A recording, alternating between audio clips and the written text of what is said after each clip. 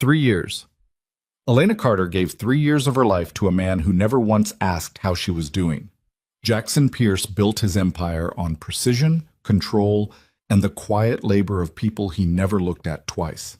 He gave orders. She executed them. That was the arrangement. That was her life. Until the morning he told her to miss her sister's wedding, and Elena Carter said no. If you've ever had to choose between who you work for and who you love, this story is for you. Watch until the end. Hit that like button and drop your city in the comments. I want to see how far this story travels. What? The alarm went off at 5:47 a.m., 13 minutes before it was supposed to, and Elena was already awake. She lay flat on her back in the dark of her studio apartment, staring at the ceiling with the kind of stillness that wasn't rest. It was endurance. The radiator knocked against the wall. A cab honked 8 floors below. Somewhere in the building, someone was already running a shower, already beginning the performance of being alive and functional and ready for the world. Elena reached over and killed the alarm before it could complete a single cycle. She had not slept more than 5 hours. She knew this the way she knew her own heartbeat, without checking, without measuring, just knowing, because her body had learned to report its own deficits with quiet precision. She sat up, pressed both palms flat against the mattress, felt the cool edge of the fitted sheet under her fingers, and held onto that small sensation the way you hold onto something real when everything else feels like performance. 3 years, 2 months, and 11 days. That was how long she had worked for Jackson Pierce. She didn't count it deliberately. It was just there, the way some numbers are, carved into the mind without permission. The way you remember the exact date your life changed direction without meaning to memorize it. She stood, moved to the bathroom, turned on the shower, and stood under water that was slightly too hot because she needed to feel something before she could feel nothing for the next 12 hours. She pressed her forehead against the tile and breathed through the steam and gave herself exactly 90 seconds of that before she straightened, reached for her shampoo, and began. The apartment was small. One room that served as bedroom, living space, and dining area, a kitchen galley barely wide enough for 2 people to stand in side by side, and a bathroom with a shower head that leaked slightly at the base.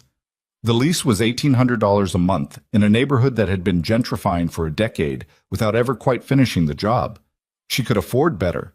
She hadn't had time to move. That was the thing about working for Jackson Pierce.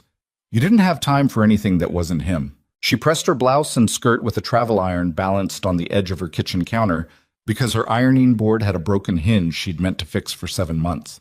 She made coffee in a French press she'd bought at a going-out-of-business sale 3 years ago and drank it standing at the window, watching the city below move through its early gray light. The streets were wet from overnight rain. The buses moved like dark whales through shallow water. She thought about the meeting at 9, the call with Singapore at 11:30, the board document she'd reformatted at 2 in the morning because Jackson had sent her a message that said only, "These are wrong. Fix them." No specification, no details. Just the expectation that she would understand exactly what was wrong, correct it completely, and have the revised files waiting in his inbox before dawn. She had. Because she always did. That was the arrangement. She finished her coffee, rinsed the cup, and picked up her bag. Pierce Global Investments occupied the 42nd through 46th floors of a glass tower in Midtown Manhattan that had no name anyone used casually. People said the Pierce Building the way they said the Met or the Bridge, as though it had always existed, as though it was a feature of the landscape rather than something one man had decided to build with money he'd made before he was 35. The lobby had marble floors that cost more per square foot than Elena's monthly rent. The security team wore charcoal uniforms with no visible badges because Jackson believed visible badges suggested a building that needed protection, and he did not want his investors thinking in terms of vulnerability. The elevator banks were paneled in dark walnut and moved with an uncanny smoothness that Elena still noticed after 3 years, the way good engineering makes gravity feel optional. She badged through at 6:52 a.m. Margot was already at the assistant pool desk, a fact that surprised no one who knew Margot, which was a woman in her mid-50s who treated punctuality like a moral position. She looked up when Elena passed and said, without preamble, "He's already in." Elena didn't break stride. "How long?" Car dropped him at 6:10. He went straight to the 46th. Didn't stop at 43. Margot's voice was perfectly neutral, which meant she was working to keep it that way. 46 was the floor Jackson used when he wanted to be unavailable to almost everyone. It meant something was wrong, or something was being decided, or both. Did he ask for anything? Not yet. Thank you, Margot. She took the internal elevator to 43, her floor, and sat at her desk and opened the overnight queue. There were 64 emails requiring her action or attention, 14 marked urgent by various members of the executive team, and one from Jackson himself, sent at 4:17 a.m., marked with a single red flag in the subject line and no subject text. She opened it last. The Harrington acquisition documents need to be restructured before the 9 o'clock. Blackwell's team will be there. Have revised projections on slide 14 and the comparative analysis reordered to lead with domestic rather than international. Also, the catering for today's board breakfast is wrong. Fix it. Elena read it twice. Then she looked at the clock. It was 6:58 a.m. The 9 o'clock meeting was in 2 hours and 2 minutes. She opened the presentation file. Slide 14 was a dense, 3-part projection model that the finance team had taken 4 days to assemble. Reordering the comparative analysis meant rebuilding the data logic on slides 11 through 16, not just rearranging slides. The narrative architecture of the entire back half of the deck was structured around international expansion leading the case. Reversing it wasn't a cosmetic change. It was a reconstruction job. She called the overnight finance contact, a junior analyst named Peter who answered on the first ring because that was what overnight contacts learned to do when Elena Carter called before 7. I need you to send me the raw model files for the Harrington analysis, all of them. And I need the Blackwell comparison data in the original Excel format, not the formatted PDF. Right now? 11 minutes ago, Peter. She heard him typing already. She opened a second line and called the building's executive catering coordinator, whose name was Diane, and who answered with the resigned calm of someone who had fielded early morning corrections before. The 43rd board breakfast. What was ordered? Diane told her. Elena asked 2 questions, identified the problem. The dietary protocols for 2 board members had been switched in the system, a data entry error that would result in someone getting a breakfast that could hospitalize them, and had it corrected in under 4 minutes. She sent a confirmation to Diane, flagged the data entry issue for HR follow-up, and returned to her computer where Peter's files were already arriving. She worked without stopping for 90 minutes. At 8:49 a.m., she sent Jackson the revised presentation with a brief memo explaining every structural change, the logic behind each reordering decision, and a note that the catering error had been identified and corrected, with the HR flag number attached for reference. She also included a 1-paragraph brief on Richard Blackwell's known priorities based on his public statements and the 3 prior engagements Pierce Global had had with his team, which she included because Jackson hadn't asked for it, but would use it. At 8:51 a.m., her phone buzzed. A message from Jackson. Good. That was it. That was the whole thing. That was what 3 years of before-dawn reconstructions and corrected catastrophes and silent, invisible precision earned in the currency of Jackson Pierce's acknowledgement. Good. Elena set her phone face down on her desk and pressed her palms flat against the surface and breathed through her nose for a count of 4. Then she picked it up and moved to her next task. She did not see Jackson in person until 11:14 a.m., when he came through the 43rd floor in the particular way he moved through spaces, without adjusting himself to the room, without slowing, without looking at the people who moved aside for him the way water moves around stone.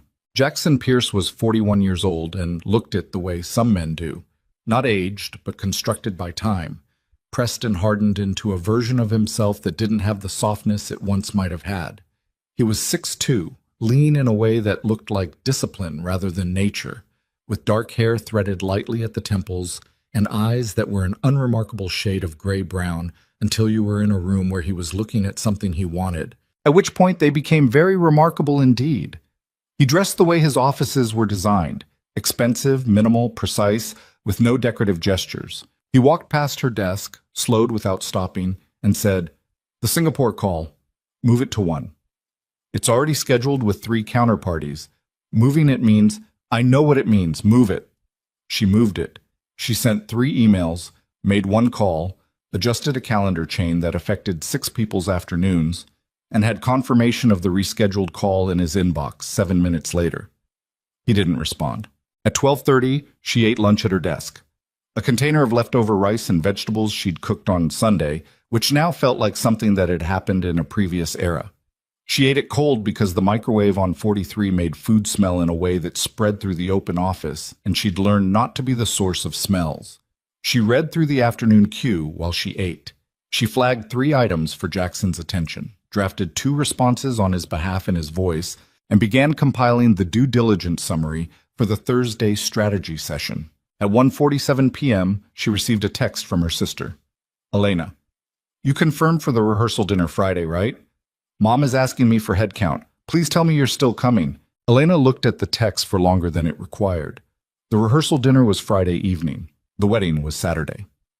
Sophie's wedding, which had been planned for 14 months. The event that had consumed her sister's entire emotional life for over a year, and which Elena had promised, 3 times in plain language without qualification, she would be present for, including the role of maid of honor, which meant standing beside Sophie at the altar and giving a speech at the reception and being, for once, a person who showed up. She typed back, "Still coming. Tell Mom yes." She put the phone in her desk drawer because if she kept looking at it, she would feel things she could not afford to feel on a Tuesday afternoon with a Singapore call in 13 minutes. The Singapore call lasted 2 hours and 23 minutes instead of the scheduled 90 because the counterparty's legal team had issues with the indemnification clause that required live negotiation rather than offline drafting. Elena was on the call the entire time, off mute for 2 minutes when Jackson needed her to pull a specific clause from a prior contract and read it verbatim, the rest of the time silent and listening, building a live annotation of every point of contention and its proposed resolution, which she would have fully formatted before the call summary landed in Jackson's inbox. She sent it at 3:58 p.m. At 4:02 p.m., Jackson appeared at her desk, not the managed proximity of someone walking past. He stopped. He stood at the edge of her workspace in a way that communicated intention, and she looked up from her screen. "The Harrington Close is moving forward," he said. "Blackwell's team wants preliminary documents by Monday." "Monday?" She calculated without pausing. "That's 4 business days, including today. The due diligence summary isn't complete. The legal team needs to sign off on the restructured acquisition terms, and the international projection models need external audit before we can... I know what needs to happen, Carter. I need it by Monday." She held his gaze. He had a habit, when he was pressing a deadline, of delivering it with a flatness that made it feel like physics rather than preference, like the deadline existed in nature rather than in his mouth, like arguing with him was arguing with gravity. "I'll have a timeline to you by end of day," she said. He nodded once and turned to leave. "Also," he said, without turning back, "I need you this weekend, Saturday and Sunday. The documentation workload is going to require the full team here." Elena's hands were still on her keyboard. The wedding was Saturday. She felt something shift in her chest, not dramatically, not like a rupture, but like the small, specific click of something that had been slightly out of alignment finally reaching the end of its tolerance. "This Saturday?" she said. "Yes, I have a prior commitment Saturday." He turned then, slow and complete, the way he moved when he was deciding something. He looked at her with the expression she had catalogued over 3 years. Not contempt exactly, not dismissal exactly, but a kind of absolute certainty that whatever she was about to say was a variable he could simply override. "Cancel it." "I can't cancel it." A beat. The kind of silence in an open office that people nearby feel without being able to explain why they feel it. "I'm not asking, Carter. I understand that." She kept her voice level. She was surprised by how level it was. She'd expected her voice to do something she didn't want it to do, shake or climb or contract, but it didn't. It just stayed at the same register, measured, clear, like a line drawn with a ruler. "My sister's wedding is Saturday. I am her maid of honor.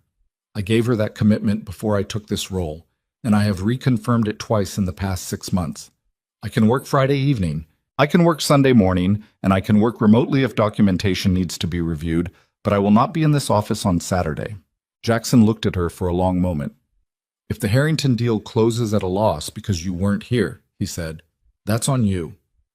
The Harrington deal won't close at a loss because I'm gone one Saturday. You have a finance team, a legal team, and a strategy director. What you need from me on Saturday is administrative coordination, and I will set everything up so that any of 3 people can manage it in my absence. That's not the point. Then tell me what the point is. Another beat? He wasn't used to being asked that question. He was used to being the one who defined the point, the one who established the terms and expected everyone else to orient themselves accordingly. The point, he said with a precision that was almost surgical, is that your role here requires availability when the company requires it. That's the role you accepted. I accepted a role as your executive assistant, not your property. She didn't say it loudly. She didn't say it with any particular heat. She just said it, in the same register as everything else, as a statement of observed fact, the way you say the room is cold or the meeting starts at 9. Jackson Pierce went very still. It was different from his usual stillness. His usual stillness was the stillness of concentration, of a man whose mind was moving so fast that his body had learned to compensate with calm. This was different. This was the stillness of someone encountering something they hadn't anticipated and hadn't cataloged and weren't sure what to do with. Around them, without looking up, 3 other people in the open office had stopped typing. If you are not here Saturday, Jackson said with a quiet that had weight in it, don't come back Monday. Elena looked at him. She understood the ultimatum. She understood it completely. Its shape, its intention, the assumption buried inside it that she would do what every person before her had done when confronted with the full gravitational force of Jackson Pierce's expectations. She would weigh the salary, the title, the stability, the fear, and she would fold. She had folded before. Not dramatically, not with visible capitulation, but in the 1,000 small ways that accumulate over 3 years. The weekends cut short, the dinners skipped, the phone calls with Sophie taken in bathroom stalls and ended too soon, the persistent low-grade erosion of a life outside the office that had been happening so gradually she'd barely registered it as loss. She registered it now. Something happened in her chest. Not a breaking, more like a settling, like sediment finally reaching the bottom.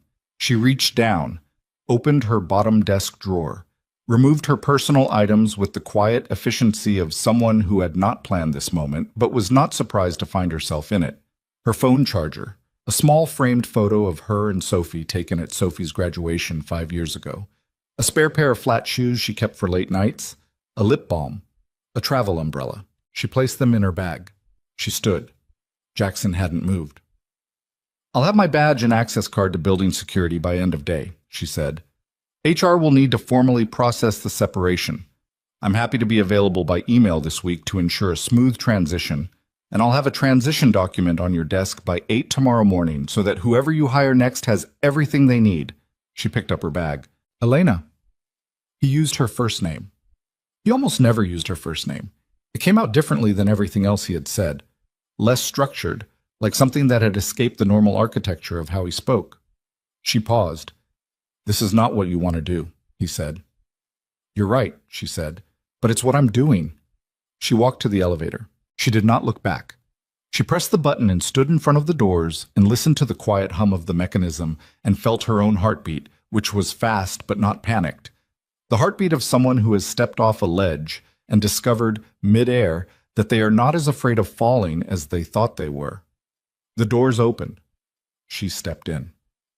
The elevator deposited her in the lobby and she walked through it, past the marble floors and the charcoal uniformed security and the dark walnut panels and the uncanny smooth engineering of the whole impeccable machine, and out through the glass doors and onto the sidewalk. The city hit her immediately. Sound, smell, October air with the first real cold in it, the particular pressure of Midtown in the mid-afternoon when the lunch crowd is settled and the pre-rush is still gathering itself. She stood on the sidewalk outside the building that had held 11 to 12 hours of her daily existence for 3 years, 2 months, and 11 days, and she breathed. She did not cry.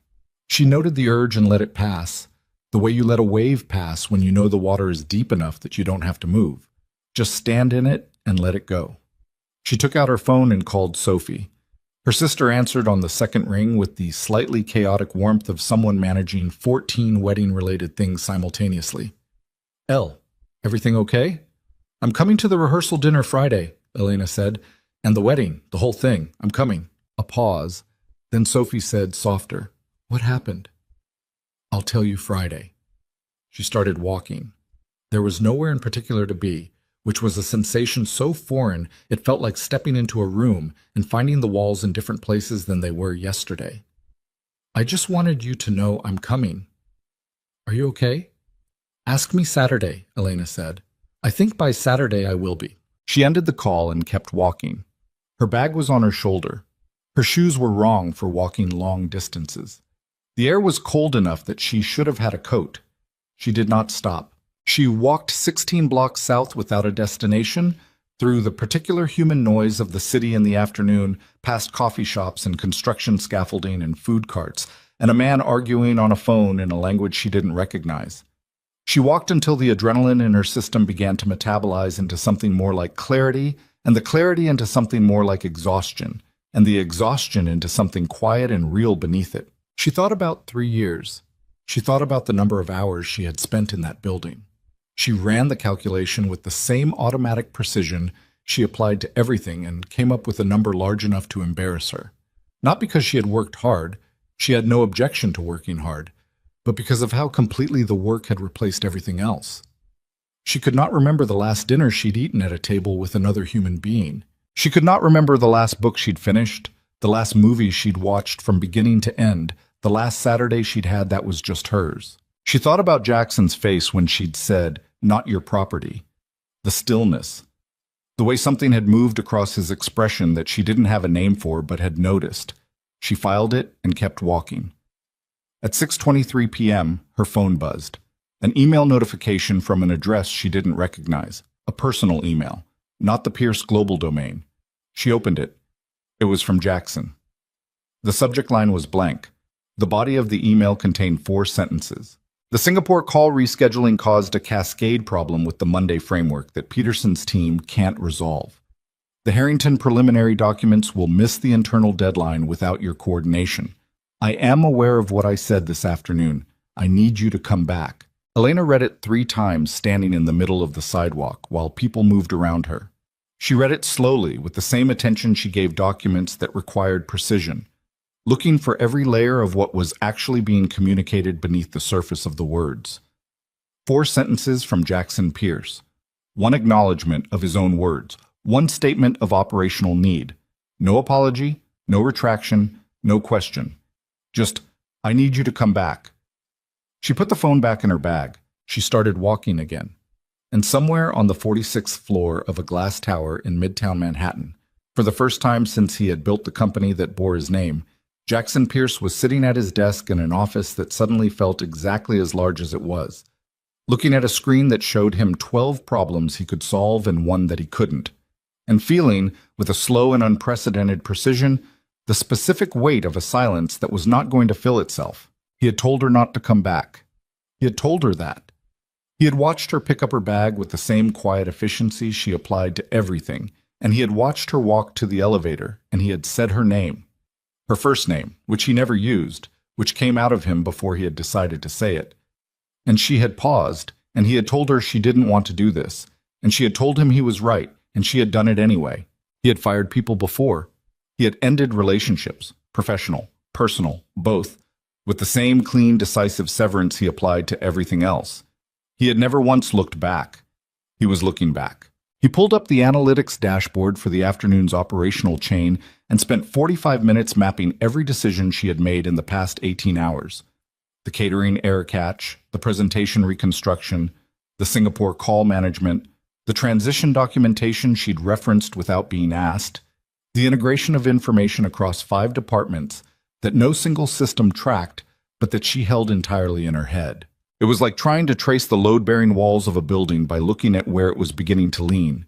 He put his hands flat on the desk. The office was quiet. The city moved below the glass 46 floors down, indifferent and continuous. He typed the email. 4 sentences. He read them once and sent it before he could decide not to. Then he sat back in his chair and waited. He did not know what he was waiting for. He only knew that whatever it was, he was not in control of its timing, and that this fact, simple and total, was unlike anything he had experienced since the company was 3 people and a leased office, and he had not yet learned to make himself unassailable. He was not unassailable. She had walked away, and he had felt it immediately, and he was still feeling it, and that was the truth. The only currency Elena Carter had ever demanded of him that he had no system for producing. His phone sat on the desk. The screen stayed dark.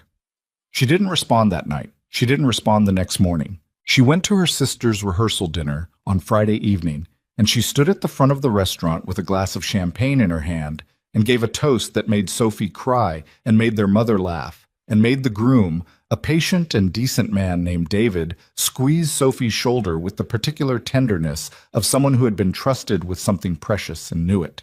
And somewhere across the city, in a glass tower that was beginning very quietly to understand its own structural dependencies, things were breaking. Not catastrophically. Not yet. Just enough to make visible what had always been true. That the whole elegant machine had been running for 3 years on something it had never bothered to name. Until it was gone. Saturday morning, Elena Carter stood in a hotel room in a bridesmaid dress the color of deep sage, while her sister sat in front of a vanity mirror, and for the first time in 3 years, she had nowhere to be but here. No cue, no call, no message marked urgent, just Sophie's reflection in the mirror and the sound of someone outside the window starting too early, and the particular light of a Saturday in October that felt like something she'd been waiting to see for longer than she could account for. Her phone was on the nightstand. It had been there since Friday. There were 11 messages in total from the Pierce Global Domain.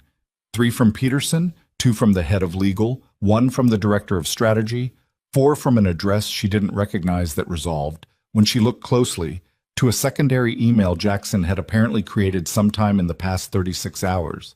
She had read none of them. She would read them after the wedding, after the reception, after Sophie and David danced their first dance and the cake was cut and the guests drifted into the mild chaos of a good party winding down. After. For now, she reached up and pinned the last piece of Sophie's veil with steady hands and met her sister's eyes in the mirror and said, "You look like everything you ever wanted." Sophie laughed through the start of tears. "Don't make me cry right now.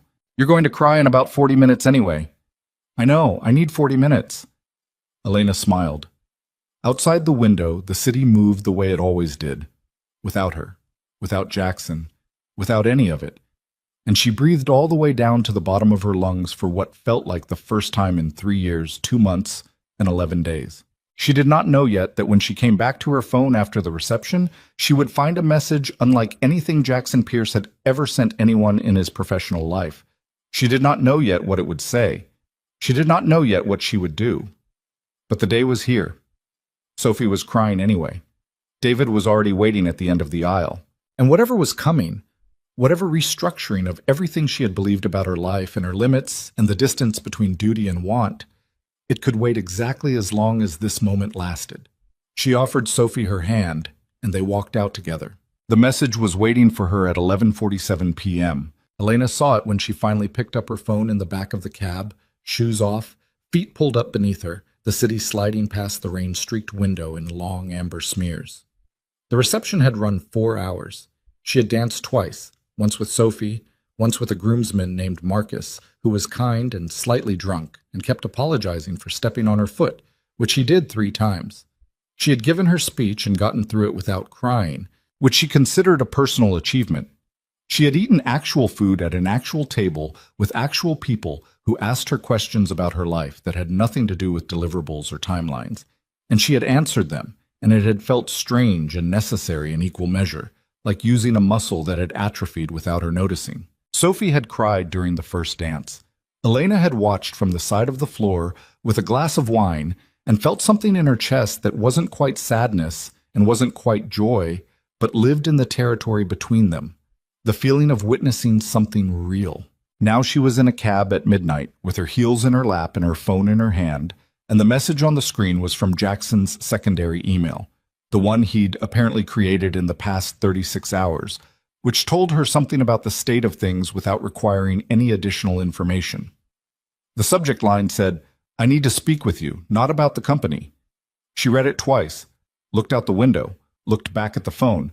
She did not respond. She paid the cab, went upstairs, took off the sage-colored dress and hung it on the back of the bathroom door and stood in the shower until the water went cold, which took longer than usual because she was not tracking the time. She put on a worn t-shirt and an old pair of sweatpants and got into bed and stared at the ceiling. She slept 7 hours without interruption, which was the longest she had slept in 2 years. When she woke Sunday morning, there were 3 more messages. Psst. The first 2 were from Peterson, the strategy director, a nervous and competent man who had always treated Elena with the particular deference of someone who understood exactly how much invisible work she was doing and was grateful for it in a way he never quite said out loud. His messages were professional and carefully worded and communicated, without stating it plainly, that the 43rd floor was in a quiet state of operational crisis. The Harrington preliminary documents were stalled. The Singapore counterparty had sent a follow-up that required immediate response.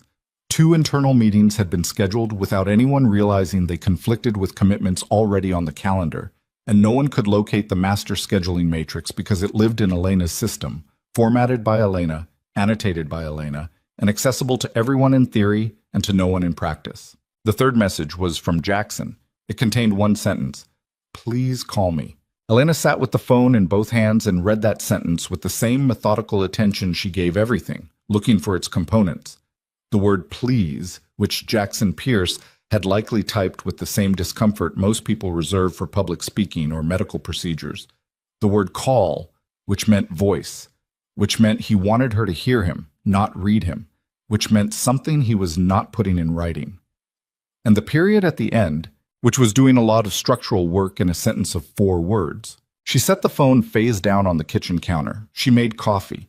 She drank it at the window. She watched the Sunday city below, which moved at a different speed than the weekday city. Looser, intermittent, with longer gaps between cabs. A couple walked a dog below. A man in a yellow jacket was unlocking a bodega across the street. The light was flat and gray and Sunday-colored. At 9:15 a.m., she picked up the phone and called. He answered before the end of the first ring. "Elena, you said to call." A pause. She heard him exhale. Short, controlled, the breath of someone managing something. "Where are you?" "Home." "Are you... How was the wedding?" She waited a moment. "Jackson, if you want to talk about the company, talk about the company." "I don't want to talk about the company." "Then what do you want to talk about?" Longer pause. She heard the ambient sound of wherever he was. Quiet, interior, the low hum of a high-floor building. 46, probably. She wondered if he'd left at all this weekend. "I've been going through the operational chain," he said, "since Thursday, mapping what you managed." "I know, Peterson's messages were informative. I'm not calling about Peterson." His voice had a texture she didn't recognize in it. Not the stripped-down efficiency of every professional interaction they'd ever had, and not the cold pressure of the ultimatum, but something rougher, less processed. "I'm calling because I need to tell you something that has nothing to do with deliverables or scheduling or the Harrington deal." "All right, I was wrong." He said it the way someone drives a nail, direct, single impact, no preamble. "What I asked you to do was wrong. The ultimatum was wrong. How I've run that office and what I've expected from you. I'm not going to dress it up. It was wrong." Elena was quiet. "I'm not saying this to get you back," he continued, though the way he said it suggested he was aware of exactly how it could be read. "I'm saying it because it's true, and I've been sitting in this building since Thursday night, and I keep thinking about what you said." "Which part?" "All of it." A beat. "Particularly the part about property." She pressed 2 fingers to her forehead, looked at the ceiling, breathed. "Jackson, I know. 3 years. I know. Not one time in 3 years did you ask me if I was okay. Not when I worked 36 hours straight on the Hong Kong restructure. Not when my father was in the hospital in March, and I still had the quarterly reports on your desk by 8 a.m. Not once." Silence. "I know," he said. And it was the 3rd time he'd said those 2 words, and each time they'd had slightly more weight, like something accumulating. She pressed her lips together. The morning light through the window was doing something specific to the dust particles in the air, and she watched them move. "What is it you actually want from this call?" she said. "I want to offer you something different." She heard him shift. The small sound of someone repositioning, standing, moving toward a window maybe, the way he did when he was thinking hard. Chief of Staff, real authority, not assistant authority, operational authority. You would have direct oversight of every departmental director. Your own office on 45, equity in the company, not a token amount. Something real. And personally? A pause. That's your boundary to set, not mine. She turned that over. It was the right answer. It was the answer she would have told him to give if he'd asked her how to handle this conversation, which was a strange thing to notice. "I need time to think," she said. "Take it. I'm not promising anything." "I understand." She ended the call, stood at the window for a long time. Then she went and sat at her kitchen table with a blank notepad and a pen and wrote, in 2 columns, everything she stood to lose and everything she stood to gain, and stared at both columns for 40 minutes and then turned the page over and wrote a single question in the middle of it. "Who are you outside of that building?" She stared at the question for a long time. She didn't answer it yet. She went back on a Wednesday. She did not announce it in advance. She arrived at 7:30 a.m., badged through with her original credentials, which Jackson had apparently not deactivated, and took the elevator to 45, not 43, where she'd spent 3 years, and found an office that had been cleared and furnished with evident speed. A desk, a chair, a monitor, a phone, a small table with 2 chairs for meetings, and on the desk, a single printed card with her name on it, and the title Chief of Staff, Pierce Global Investments. She stood in the doorway for a moment. Then she went in, put her bag down, sat in the chair, and turned on the monitor. By 8:15 a.m., she had identified 6 immediate operational problems, drafted a resolution framework for 3 of them, and sent a meeting request to all 4 departmental directors for 10 a.m. At 8:47 a.m., Jackson appeared in the doorway of her new office. He was wearing a dark jacket, open collar, the small adjustment of someone who had slightly loosened something about themselves or was trying to. He looked at her at her desk the way someone looks at an image they've been holding in their mind to check if it's accurate. "You didn't tell me you were coming," he said. "I'm here," she said. "That's what matters." He almost smiled. It didn't complete itself, but it moved in that direction. "Ground rules," she said without looking up from her screen. "Go ahead." "My schedule is mine. If I say I'm unavailable, I'm unavailable. You don't override it. You don't work around it. You don't send messages at 4 a.m. and expect responses before 6. If the building is burning down, you call me. For everything else, there are systems." "Agreed. If you disagree with the decision I make at the operational level, you tell me directly. You don't go around me to the directors. That's the fastest way to make this not work." "Agreed. And I work here as a professional. What happened before, the way you ran that office, what you expected, what you took, that's not something I'm forgiving this week. It's not something I'm forgiving this month. I'm here because the role is right and because I'm good at it, not because we've resolved anything personal." He held her gaze. His hands were at his sides, not in his pockets, which was unusual. He habitually put his hands in his pockets when he was managing something he didn't want to show. Right now, his hands were just at his sides, visible, and he was looking at her without the processed stillness she was used to. "Understood," he said. "Good." She looked back at her screen. "I have a director's meeting at 10. You should be there." He left without another word. She exhaled once, quietly, through her nose. Then she went back to work. The first 2 weeks were frictionless in the way that things are frictionless when everyone is being careful. The departmental directors received her with the calibrated deference of people who had spent the previous week watching everything slightly fail without her and were not prepared to make the same mistake twice. Peterson was visibly relieved. The head of legal, a woman named Hargrove who had a reputation for being difficult, came to Elena's office on the 4th day, sat down without being invited, and said, "Tell me what you need from my team, and I'll make sure you have it." Elena had told her. Hargrove had left and done exactly that. Jackson was different. Not completely. He still moved through spaces the same way, like he owned them, because he did. He still had the clipped precision of someone for whom most conversations were information transfers rather than interactions. He still sent messages at hours that suggested he did not sleep the way other people slept. But he listened differently. He had always listened in meetings in the sense that he processed what was said and extracted what was relevant. But now he listened in a way that included the person speaking. He asked follow-up questions that were not about information, but about the person's actual position. He let people finish. Twice Elena watched him disagree with something a director said, and instead of overriding them, he said, "Walk me through your reasoning." Both times, the director had given a reason Jackson hadn't considered, and both times he had incorporated it without comment. She noticed these things the way she noticed everything, cataloged them without yet knowing what to do with them. She maintained the formal distance she had promised herself. She was professional, direct, efficient. She did not linger after meetings. She did not accept the coffee he sent to her office without explanation on 3 separate mornings, which she returned via Margot with a brief note. Maintaining professional boundaries. "Thank you anyway." He sent a message in response that said, "The coffee was from the kitchen. I didn't make it for you. The kitchen made it." She looked at that message for a full minute. She did not respond, but she kept the next one. Nathan Cole arrived on the 3rd week. He came through the door of a quarterly strategy meeting as though he had always been there.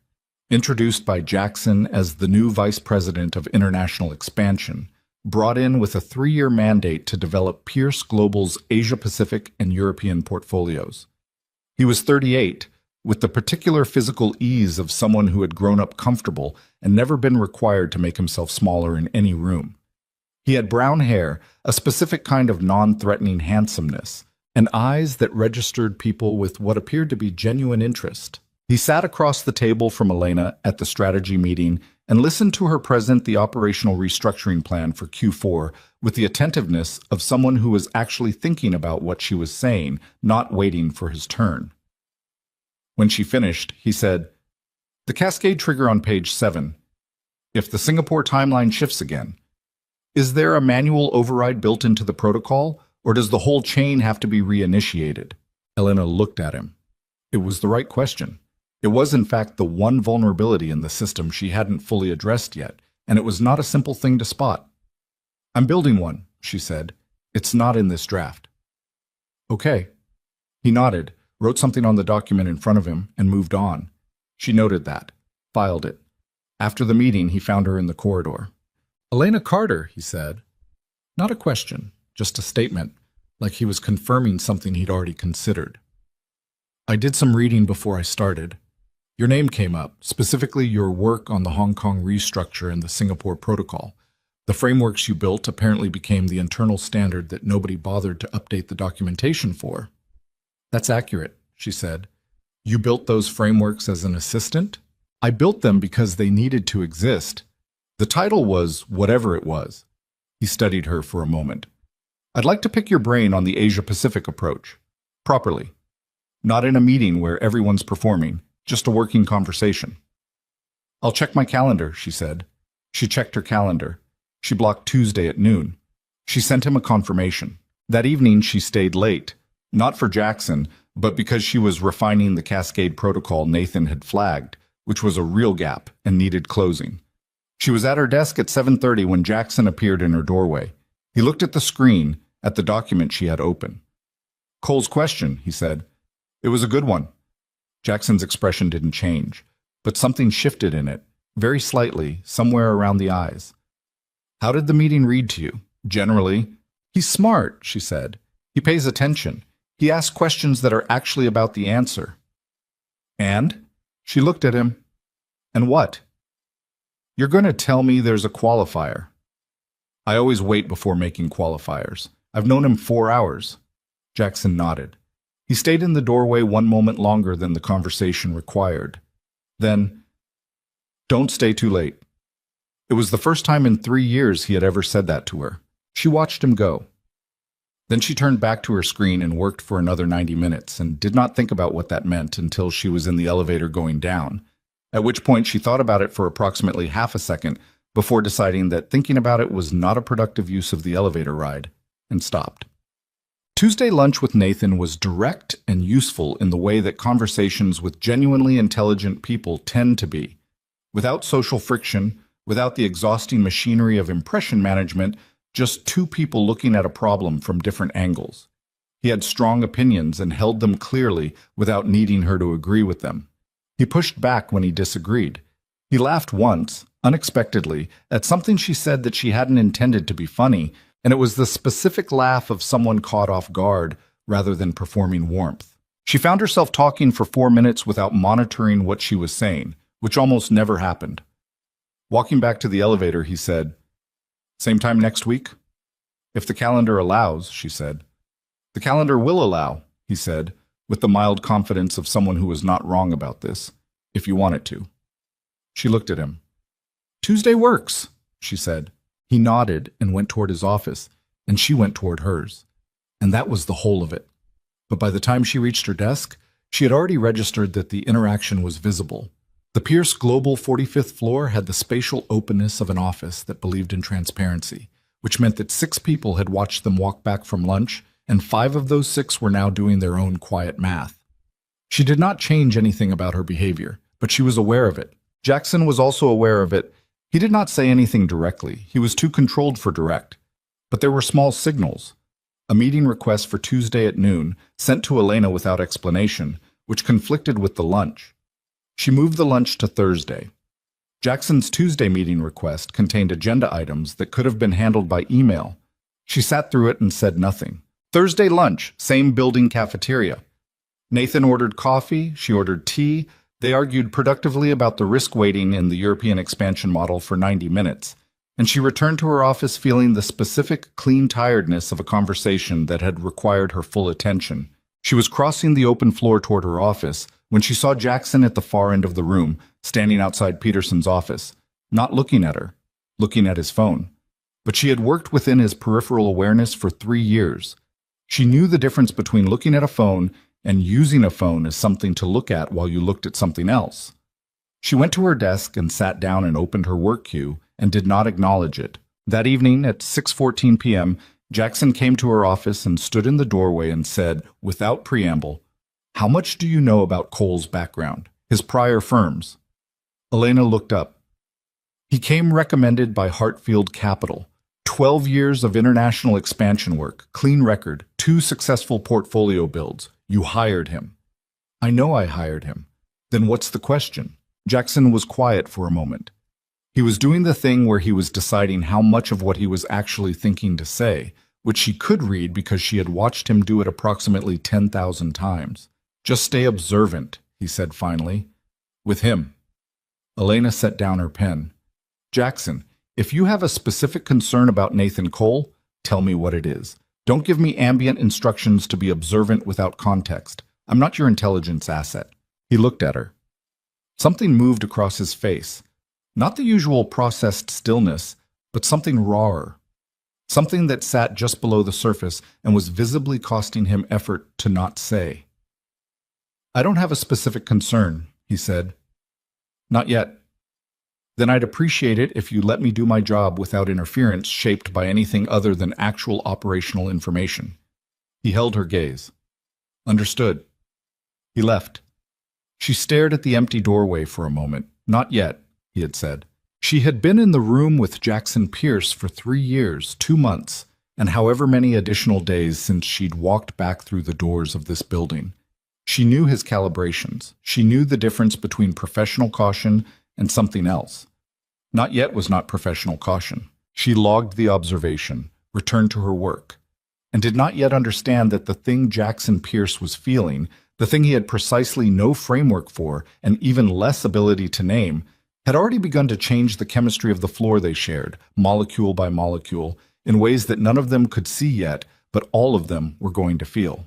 3 weeks later, on a Thursday evening when the floor was almost empty and the city below had gone to its night register, Nathan Cole stopped in the doorway of her office and said, "Can I ask you something personal?" She looked up. "Depends on the question," she said.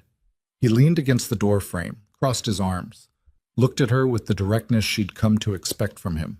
"Is there something between you and Pierce?" he asked. "I'm not asking to cause problems. I'm asking because the room feels different when you're both in it, and I'd rather know what I'm navigating. Elena held the question. She was aware of her own heartbeat. No, she said. There's nothing between us. Nathan nodded slowly. All right. He pushed off the door frame. Then I'd like to take you to dinner. Not a work conversation, just dinner. The hallway behind him was quiet. The floor was quiet. From somewhere down the corridor came the faint sound of the cleaning crew beginning their rounds. Elena looked at Nathan Cole. His directness, his patience, the uncomplicated quality of his interest in her, which was so different from anything she'd experienced in this building that it felt almost foreign. And then she heard, from the far end of the hall, the unmistakable sound of a specific footstep, Jackson's footstep. She knew it the way you know a sound you've heard 1,000 times in confined spaces. She looked past Nathan's shoulder. Jackson had appeared at the far end of the corridor, coming from the stairwell, and he had stopped. He was looking at them. Nathan in her doorway. Elena at her desk. The specific geometry of the scene. Nathan turned, registered Jackson, and straightened without urgency. The three of them existed in that corridor for approximately 3 seconds. Then Jackson said, "Cole, I need 5 minutes, my office." His voice was its usual register, controlled, directive. But Elena heard what was underneath it with the clarity of 3 years of proximity. Nathan glanced at Elena. "Tomorrow night," he said quietly, "if you want." He walked toward Jackson's office. Jackson looked at Elena one more moment, just a moment, then he followed. Elena sat very still at her desk. The monitor in front of her glowed in the dim office. The cleaning crew's cart rattled somewhere down the hall. She thought about what she'd said to Nathan. There's nothing between us. She thought about whether that was the truth or whether it was the truth as she currently needed it to be, which were two different things she had been carefully not distinguishing. She thought about Jackson's face in that corridor. The stillness that was not processing, but something older and less managed. She put both hands flat on her desk. Tomorrow, she would answer Nathan. She would decide based on what she actually felt, not based on the geometry of a corridor at 7 p.m. on a Thursday. She would be a person who made choices based on her own life, not based on the invisible gravitational field of a man who had spent 3 years not seeing her and was only now learning what the absence of her felt like. She would decide tomorrow. She reached for her phone to shut down for the night and found a message already waiting, sent 4 minutes ago, while Jackson was walking Nathan toward his office. It was from Jackson. It said, "I need to tell you something, not professionally. I've been trying to find the right time, and I understand if there isn't one. But I need you to know that what I feel..." The message cut off there, mid-sentence, as though he had sent it before he meant to, or before he was finished, or in the one unguarded moment he'd had in 41 years of keeping everything precisely where he put it. Elena stared at the truncated sentence. The cleaning cart rattled past her doorway. The monitor hummed. The city moved below, indifferent and continuous. She read the half-sentence 4 more times, and her hand, which had been reaching for the shutdown button, went very still. She read it 7 times. Not because the words were complicated. The words were not complicated. They were 11 words in a fragment, the unfinished edge of something that had apparently escaped the containment of a man who spent his entire professional life deciding exactly what to release and what to keep. But she read it 7 times because each reading produced a slightly different understanding of what she was holding, and she needed to be sure she was holding the right thing before she decided what to do with it. "What I feel..." She put the phone face down on the desk. She stood up, walked to the window. The city below was doing what the city did at 7:30 on a Thursday. Moving, indifferent, continuous. 11 million people arranging themselves through space with no particular awareness that on the 45th floor of a glass tower above them, a woman was standing at a window trying to determine whether she was about to make the most significant mistake of her adult life or correct one. She picked the phone back up, read it once more. Then she typed, "Finish the sentence." She sent it before she could decide not to. Immediately, the way you pull a bandage, not because it hurts less, but because the anticipation is its own specific damage, and she was done with anticipation. She watched the screen. 3 minutes passed. The typing indicator appeared, then disappeared, then appeared again, then stopped. Then, "Not tonight. Can we talk tomorrow?" She looked at that. "Yes," she typed. "Tomorrow." She shut down her monitor. She picked up her bag. She left the building without passing 46 and did not let herself think about what was happening on that floor. If anything, if he was sitting at his desk with the phone in his hand the way she had been sitting at hers, doing the same calculus she was doing, arriving at the same terrifying conclusion or a different one. She went home. She did not sleep well. She woke at 5:12 and lay in the dark and listened to the radiator knock. Tomorrow. Tomorrow arrived with a 6:47 a.m. message from Peterson that had nothing to do with tomorrow and everything to do with right now. Elena, I don't want to alarm you, but the Blackwell team called at 6 a.m. They're initiating a formal audit of the international expansion accounts. Full scope. They want access to documentation by end of week. I flagged it for Jackson, but I think you should know before the 9 o'clock. She read it on her phone before getting out of bed. Read it again. Then she got up, made coffee, and was at her desk on 45 by 7:15. The 9 o'clock was not a 9 o'clock. It was a controlled emergency with the architecture of a meeting placed over it to manage how it looked. Jackson was already in the conference room when she arrived, standing at the window with his back to the table, jacket on, which meant he'd either come in at dawn or not left. Peterson was there. Hargrove from legal. The CFO, a man named Birch, who had the specific pallor of someone who had received bad news and was attempting to metabolize it through professionalism. Nathan Cole was not there. Elena noted his absence, filed it. Richard Blackwell's team called at 6 a.m., Jackson said, without turning from the window. They're alleging irregularities in the international expansion accounts. They're not specific yet about which accounts or which period, which means they either don't know exactly what they have or they're controlling how much they show us before they show us everything. What kind of irregularities? Elena said. Jackson turned. He looked at her with the particular directness of someone who has been awake long enough that the managed distance has worn thin. Invoice manipulation, potentially altered transaction records in the Asia-Pacific preliminary accounts. Birch said, the preliminary accounts are new. They were set up in the past 8 weeks. Elena processed that. The Asia-Pacific accounts were Nathan Cole's first mandate. The room was quiet for a moment. Yes, Jackson said. That's a fact, not an accusation, she said. I want to be clear about that distinction before this conversation goes any further. Noted, Jackson said. His voice had the flatness of someone maintaining control of a room that was trying to tip. Hargrove, what's our exposure if the audit finds what Blackwell's team is suggesting? Hargrove was already 3 steps into her answer. Potential regulatory notification, external counsel engagement, the specific liability framework for fraudulent transaction records if they were traced to a Pierce Global account holder. Elena listened and took notes, and tracked each piece as it connected to the architecture she already understood, and what she understood was this. If someone had manipulated invoice records and altered transaction logs in the Asia-Pacific preliminary accounts, they had done it with a level of access that required executive clearance. The number of people with that clearance was small. Nathan Cole had it. He'd had it from day one, as a condition of the VP mandate. I need access to the account logs, Elena said. The originals, not the formatted versions. And I need the metadata, timestamps, access records, modification history. Birch looked at Jackson. Give her everything she needs, Jackson said. She worked through the day with the focused quiet of someone diffusing something that would not wait. Peterson brought her files. Birch sent her system access. Hargrove gave her a direct line to external counsel and told her to use it if she found anything that required immediate legal containment. At 2:14 p.m., Nathan knocked on her open office door. She looked up. He was composed. Clean-pressed jacket, the unremarkable handsomeness, the easy posture. Nothing in his face suggested crisis awareness. You missed the morning meeting, she said.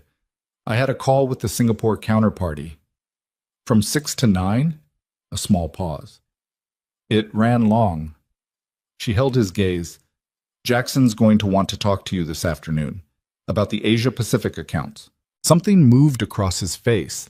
Not panic, something smaller and more controlled, like the brief adjustment of a person who was expecting a conversation and had prepared for it. I heard about the Blackwell audit. From who? Word travels. Not that fast, she said. The meeting was closed. Who told you? He looked at her for a moment. Then, does it matter? Everything matters right now, Nathan. He studied her. The easy posture was still there, but there was a quality under it now. A watchfulness she had noticed before. In the Tuesday lunches, in the way he asked questions, that she was recontextualizing in real time, with the cold, methodical discomfort of someone adjusting a lens and not liking what comes into focus. "I'll talk to Jackson," he said. "Yes," she said. "You will." He left. She turned back to her screen and noted the time, 2:17 p.m., and the exact words of the exchange, and the fact that he had not answered the question of who had told him, and the fact that he had known to phrase his response in a way that didn't constitute a lie, but didn't constitute an answer. She pulled up the account access logs and started building a timeline. At 4:30 p.m., she found the first gap. It was small, a 4-minute window on a Wednesday, 3 weeks prior, where the modification log for invoice batch 7C showed a timestamp of activity, but no associated user credential. In a properly functioning system, every access event generated a credential signature.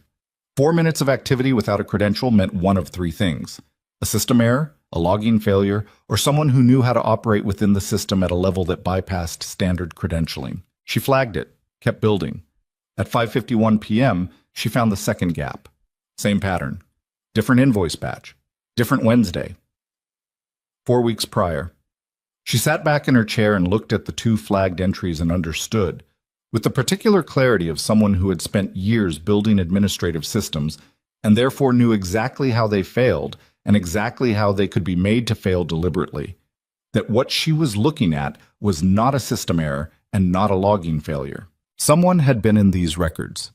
Someone had modified invoice data without leaving a credential trail, which required either a system-level access that bypassed standard audit logging or deliberate alteration of the logging protocol itself. She pulled the system architecture documentation, cross-referenced it with the access permission matrix from Nathan's onboarding, found what she was looking for in 40 seconds. Nathan Cole's VP authorization included something called Administrative Override Access, granted as a routine component of executive packages. In theory, it was for emergency operational situations. In practice, it gave him the ability to operate within the financial systems at a level that generated a different class of log entry, one that, if the logging protocol itself was adjusted, could be rendered invisible to standard audit queries. The logging protocol had been adjusted 6 weeks ago. The adjustment was filed under routine system maintenance. She looked at who had authorized the maintenance request. The authorization signature was Nathan Cole's. She sat very still for a moment. Then she picked up her phone and called Jackson. He answered immediately. "What did you find?" "I need you in my office, now, and I need you to come alone." He was there in 4 minutes. He closed the door behind him, which he had never done before in her office, and stood on the other side of her desk and looked at what she had on the screen with the expression of a man receiving information he had already begun to suspect, but had not wanted to be right about. She walked him through it.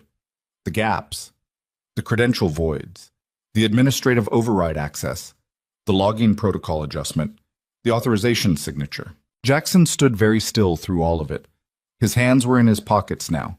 The tell, the one she'd cataloged, the sign that he was managing something significant. When she finished, he said, "How certain are you?" "I'm certain about what the records show. The interpretation requires confirmation. We'd need forensic analysis of the system adjustment logs and external verification of the invoice alterations before we could establish intent." "But your read?" "My read is that someone with Nathan's access, Nathan's system knowledge, and Nathan's authorization altered invoice records in the Asia-Pacific accounts in a way that was designed to survive a standard internal audit, but not a deep forensic one, and that the Blackwell audit is deep forensic." Jackson looked at the screen. The city outside the window was going to its early evening arrangement, lights coming on in layers, floor by floor across the buildings. "Why?" he said. It wasn't a question shaped like a question. It was the word a person says when they're trying to understand something that doesn't yet fit any framework they have. "I don't know yet," she said. "The financial motive I can map. Altered invoices can reroute funds, create false liability, manipulate valuation in ways that benefit a short position or a competing acquisition. but I need more of the records before I can tell you where the money went or who benefits."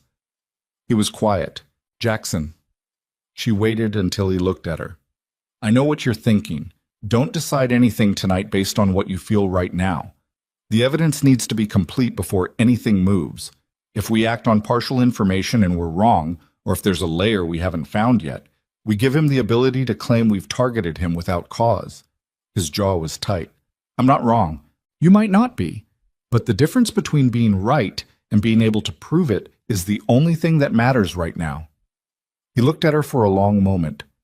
Something moved through his face, the frustration of a man who was constitutionally unsuited to restraint and was being asked to practice it anyway. "How long do you need?" "Give me 48 hours with full system access and external forensic support. Hargrove can engage the cyber team through outside counsel, so it's privileged." He nodded once. "I'll have Hargrove set it up tonight." He moved toward the door, stopped, his hand on the frame, his back to her. "The dinner he asked you to, did you? That's not relevant to this." "Elena, it is not relevant to this, Jackson." Her voice was flat and clear and precise.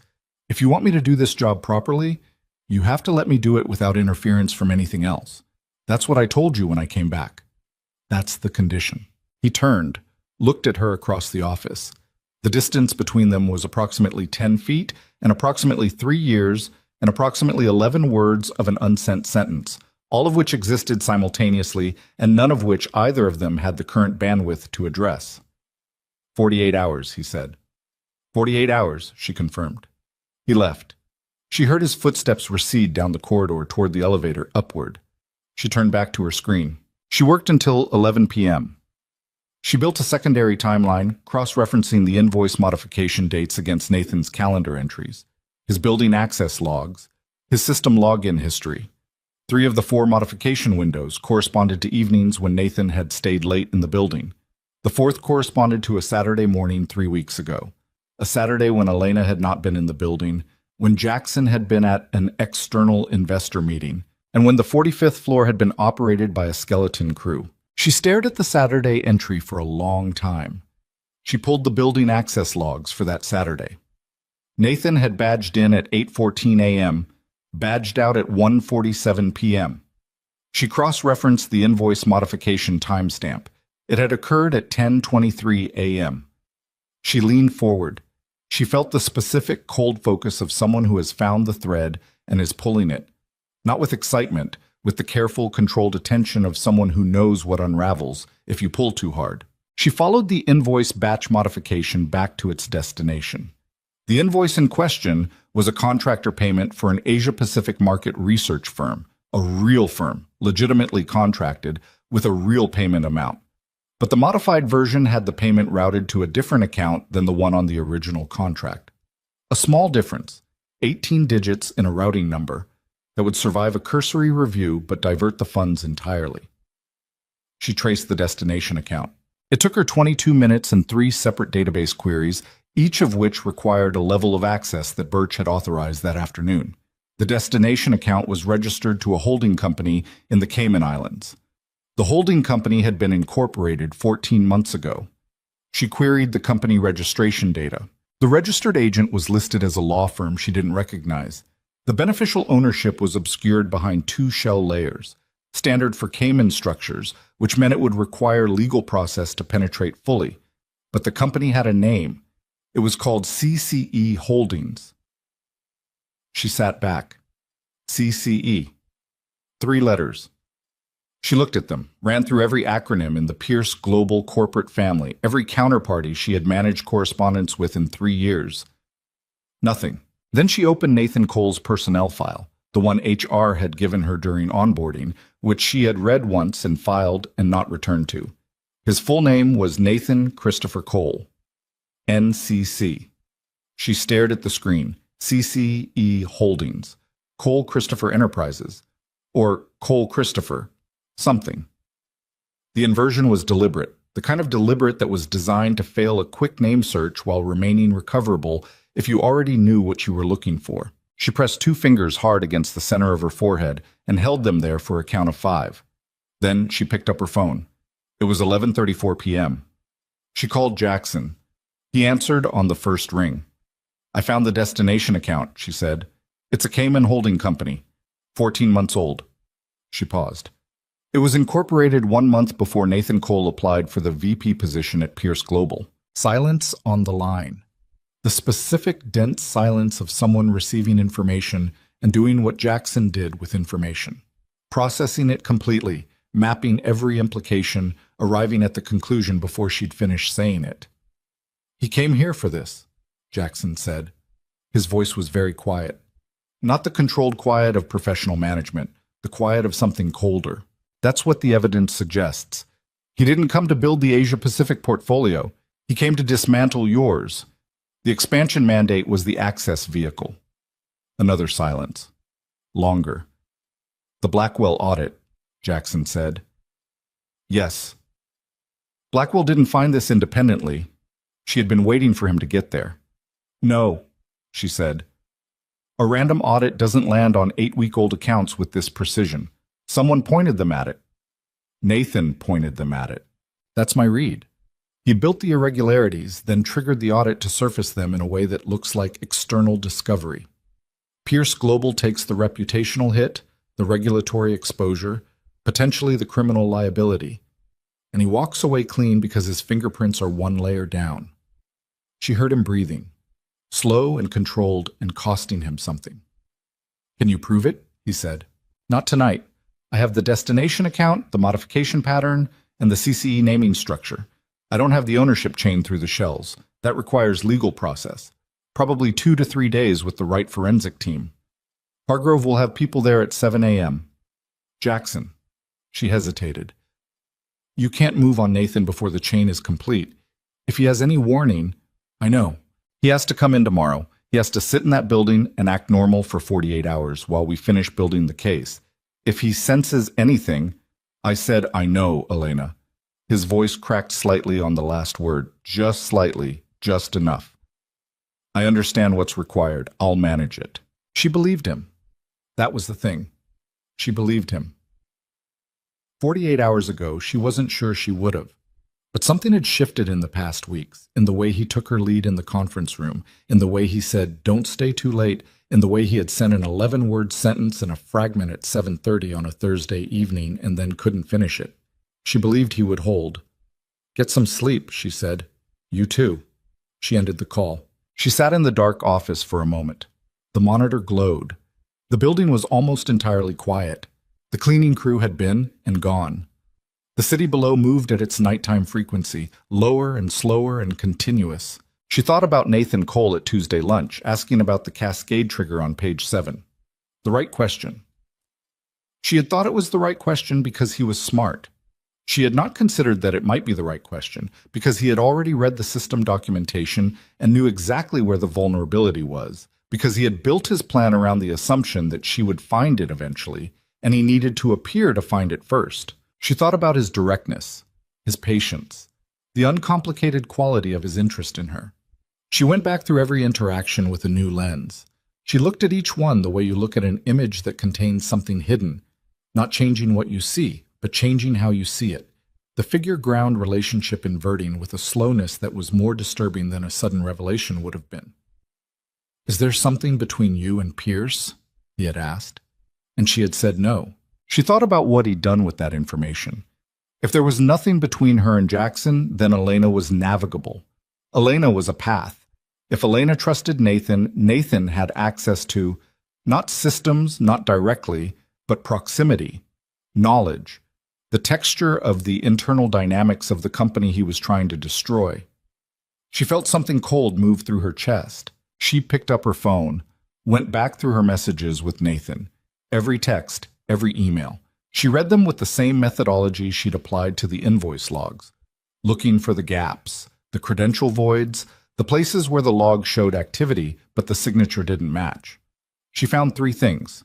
A question he'd asked over lunch about the external audit protocol, framed as intellectual curiosity, which she had answered because she had no reason not to.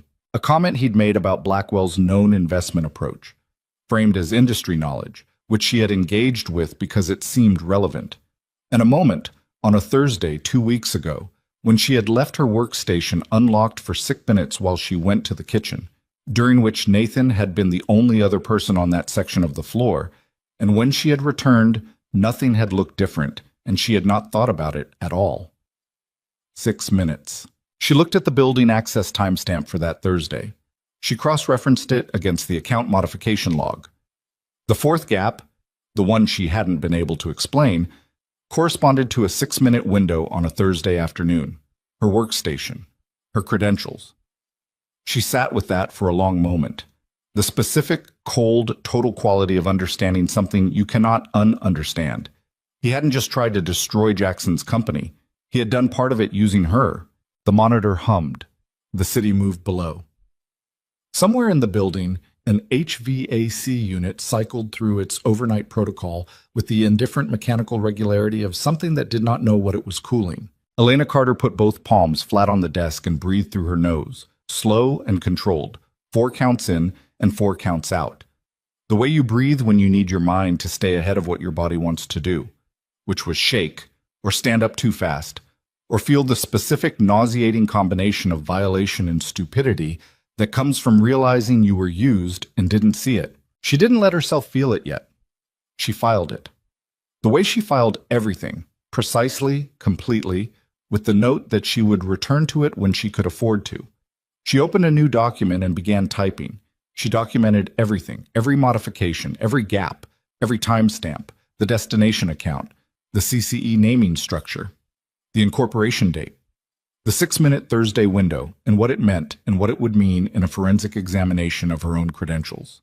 She documented it with the understanding that she was building something that was going to be used in a legal process, which meant every word needed to be precise, and every conclusion needed to be supported, and every moment of interpretation needed to be flagged as interpretation rather than fact. She worked until 1:17 a.m. Then she sent the complete document to Hargrove's secure line, copied Jackson, and shut her monitor off. She sat in the dark for 30 seconds. Then she stood, picked up her bag, and walked to the elevator. And as the doors closed and she began to descend, she understood with absolute clarity that whatever was going to happen in the next 48 hours, it was no longer the kind of thing that resolved quietly or professionally or without cost. Nathan Cole had built a trap, and whether he had built it only for Jackson or whether Elena Carter had been part of the design from the beginning, she was standing in the middle of it either way, and the only path out required her to become something she had never been in 3 years of working in that building. Not an assistant, not a chief of staff. The person who took it apart from the elevator doors opened on the lobby at 1:23 a.m., and Elena walked through it without stopping. The marble floors were empty at this hour. The security desk had one guard, a man named Torres, who had worked the overnight shift for 2 years, and who nodded at her with the particular acknowledgement of someone who had seen her leave late enough often enough that it no longer surprised him. She nodded back, pushed through the glass door into the cold. The street hit her immediately. October at 1 in the morning, the specific cold that has teeth in it, that gets into the gap between your collar and your neck and stays there. She stood on the sidewalk for 3 full seconds, not moving, just breathing, feeling the air move in and out of her chest. The document was sent. Hargrove had it. Jackson had it. The forensic team was arriving at 7. 48 hours. She walked to the curb and raised her hand for a cab, and one came, and she got in and gave her address and sat back and closed her eyes, and the city slid past behind her eyelids in amber and dark, and the cab driver had the radio on low, something instrumental, and she rode the 11 blocks home in a state that was not quite sleep and not quite waking and not quite anything she had a name for. She set her alarm for 5:30. She slept 3 hours and 40 minutes. She was at her desk by 6:15. The floor was empty. The monitors glowed in the pre-dawn quiet, and she pulled up the document she'd sent Hargrove and read it from the beginning the way she always read her own work the next morning, looking for the places where exhaustion had softened precision, where she'd stated something as fact that was still interpretation, where the architecture of the argument had a load-bearing assumption she hadn't fully tested. She found 2. She fixed them. She sent the corrected version at 6:41. At 7:03, Hargrove arrived with 2 people Elena didn't recognize, a man and a woman in their late 30s, both carrying laptops and the specific focused quietness of people who did this kind of work regularly and understood that the first hour of a forensic engagement was not the time for introductions. Marcus and Jin, Hargrove said, outside counsel's cyber team. They've done 4 of these in the past 18 months. They know the protocol. The account modification logs are here, Elena said, pulling up the system. The credential voids are flagged in red. The CCE Holdings destination trace is in the secondary document. The Thursday 6-minute window. She stopped. She had not told Hargrove about the Thursday window yet, about her own credentials. Hargrove looked at her. What about it? The 4th modification used my workstation, my credentials, while I was away from my desk. A pause. Marcus and Jin exchanged a look that was professional and brief. That's important, Hargrove said carefully. I know what it is, Elena said. Document it accurately. All of it. If we're building a case, the case has to include everything, even the parts that are uncomfortable. Hargrove nodded once, with the specific respect of a lawyer who has just recalibrated her assessment of the person in front of her. We'll need your workstation access log, Jin said. First word she'd spoken. Quiet, direct, efficient. Already pulled. Elena slid a folder across the desk. Thursday timestamps, floor access records, the corridor camera coverage times. I pulled what I had authorization for. You'll need building security for the camera footage itself. I'll handle building security, Hargrove said. They went to work. Jackson arrived at 7:30. He came directly to Elena's office, closed the door, and stood on the other side of her desk looking at her with the expression of someone who had also slept approximately 3 hours and was not going to acknowledge it. Hargrove's team is in, he said. Since 7. They're good. He nodded. He was in yesterday's jacket. She noted that without commenting on it. He'd either gone home and come back in the same clothes, or he hadn't gone home. His hair was right. His shirt was fresh. He'd been somewhere with a change of clothes that wasn't his apartment. Probably the private room on 46 that he used when he worked through the night, a room she'd organized the stocking of 18 months ago for exactly the kind of situation where leaving wasn't an option. Nathan comes in at 9, Jackson said. His calendar has a team briefing at 9:30. He needs to attend it. I know. And you need to be normal. She looked at him. I need you to be exactly who you are in every meeting with him today. No tells, no pressure. He cannot know we have anything yet. Jackson's jaw was tight. I know how to conduct myself, Elena.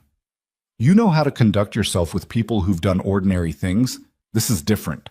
He looked at her for a moment. Something moved in his face. Not disagreement, but the acknowledgement of a truth he didn't want to sit with. I'll manage it, he said. How long does Hargrove's team need? Marcus said the CCE shell trace could take 6 hours if they get cooperation from the external registrar. Could take longer. The workstation log analysis is faster, maybe 3 hours. And then we have what we need to call Blackwell's team, present the counter-evidence, and establish that the irregularities in the accounts were planted rather than generated by Pierce Global. At which point the audit becomes an asset rather than a liability, because it's the mechanism through which the fraud was exposed. He processed this. She watched him do it. The specific quality of Jackson thinking, which was different from most people thinking, faster, with less visible uncertainty, the conclusion assembling itself from the inputs with an efficiency that could look like coldness if you didn't understand that it was just how his mind moved. And Nathan, he said, Nathan is a legal matter once we have the chain. Hargrove files with the DA's office. We coordinate with Blackwell's team on the fraud disclosure, and it moves through proper process. That's not what I'm asking. She held his gaze. I know what you're asking. The answer is the same. He breathed through his nose. He used your workstation. I know. He came in here and built a relationship with you specifically to Jackson. Her voice was not loud, but it stopped him. I am aware of what he did. I documented it at 1 a.m, and I thought about it for the entire cab ride home. And I made a decision, which is that I am going to be a professional and do this properly. And nothing you say in the next 60 seconds is going to change that. So if you need to be angry somewhere, be angry somewhere else. Right now I need you functional. He looked at her. She looked back. Something passed between them in that look. Not the professional information transfer of 3 years, and not the managed distance of the past weeks, but something rawer and less categorized. The specific look of two people who are in something together and both know it, and neither is going to say so right now because right now is not the time. "I'll be functional," he said. "Good." She looked back at her screen. "Close the door on your way out." He closed it. She pressed her palms flat on the desk and held them there for 10 seconds. Then she went back to work. Nathan arrived at 9:07. She heard him before she saw him, his voice in the corridor, easy and unhurried, saying something to Peterson that produced a brief laugh. She did not get up. She watched through the glass partition of her office as he moved across the floor, jacket on, coffee cup in hand, the unremarkable handsomeness arranged in its usual expression of attentive calm. He paused at her office door, knocked once on the open frame. She looked up. "Early start," he said. "Always," she said. He looked at her for a moment, just a moment, the calibrated beat of someone checking something, and then smiled. "Still on for Thursday?" She had canceled their standing lunch twice this week due to the audit preparation. She had framed both cancellations as scheduling issues. "I'll let you know," she said. He nodded, moved on. She watched him go and felt the cold clarity of someone who has resolved a question they didn't want to have to resolve. She turned back to her screen. Her hands were steady. The 9:30 team briefing ran 40 minutes. Elena attended, Jackson attended. Nathan presented a status update on the Asia-Pacific portfolio development with the composed competence of someone who had prepared carefully and had nothing to hide, which was the most convincing performance she'd seen in a professional context in 3 years, which itself told her something about the depth of preparation that had gone into this entire operation. She watched Jackson through the meeting. He was exactly right. Neutral, direct, asking the questions he would have asked anyway, responding to Nathan's points with the same clipped efficiency he brought to everything. Not cold. He'd learned not to run cold in meetings, one of the changes she'd watched accumulate over the past weeks. But clear. Professional. Giving nothing. She almost admired it. She knew what it was costing him. At 11:47 a.m., Jin knocked on her open office door with Marcus behind her. They both had the contained, precise energy of people who had found something. "Close it," Elena said. Jin closed the door, set her laptop on Elena's desk, turned it to face her. "The CCE Holdings shell chain," Jin said. 2 layers. The outer shell is Cayman registered, as you found. The inner shell is a Delaware LLC registered 14 months ago. She pointed to the screen. The LLC's registered agent is a law firm in Wilmington. The beneficial owner listed on the operating agreement is Nathan Cole, Elena said. "Nathan Christopher Cole." "Yes." She looked at the screen for a moment. The words were clean and unambiguous in the document. Name, signature, date, the administrative plainness of a legal record that didn't know it was evidence. "And the fund transfers?" she said. 3 transfers total. The one you identified from invoice batch 7C. 2 others we found using the same modification pattern. Different invoice batches. Different amounts, same routing destination. Total transferred is $412,000 over 8 weeks. Into CCE Holdings.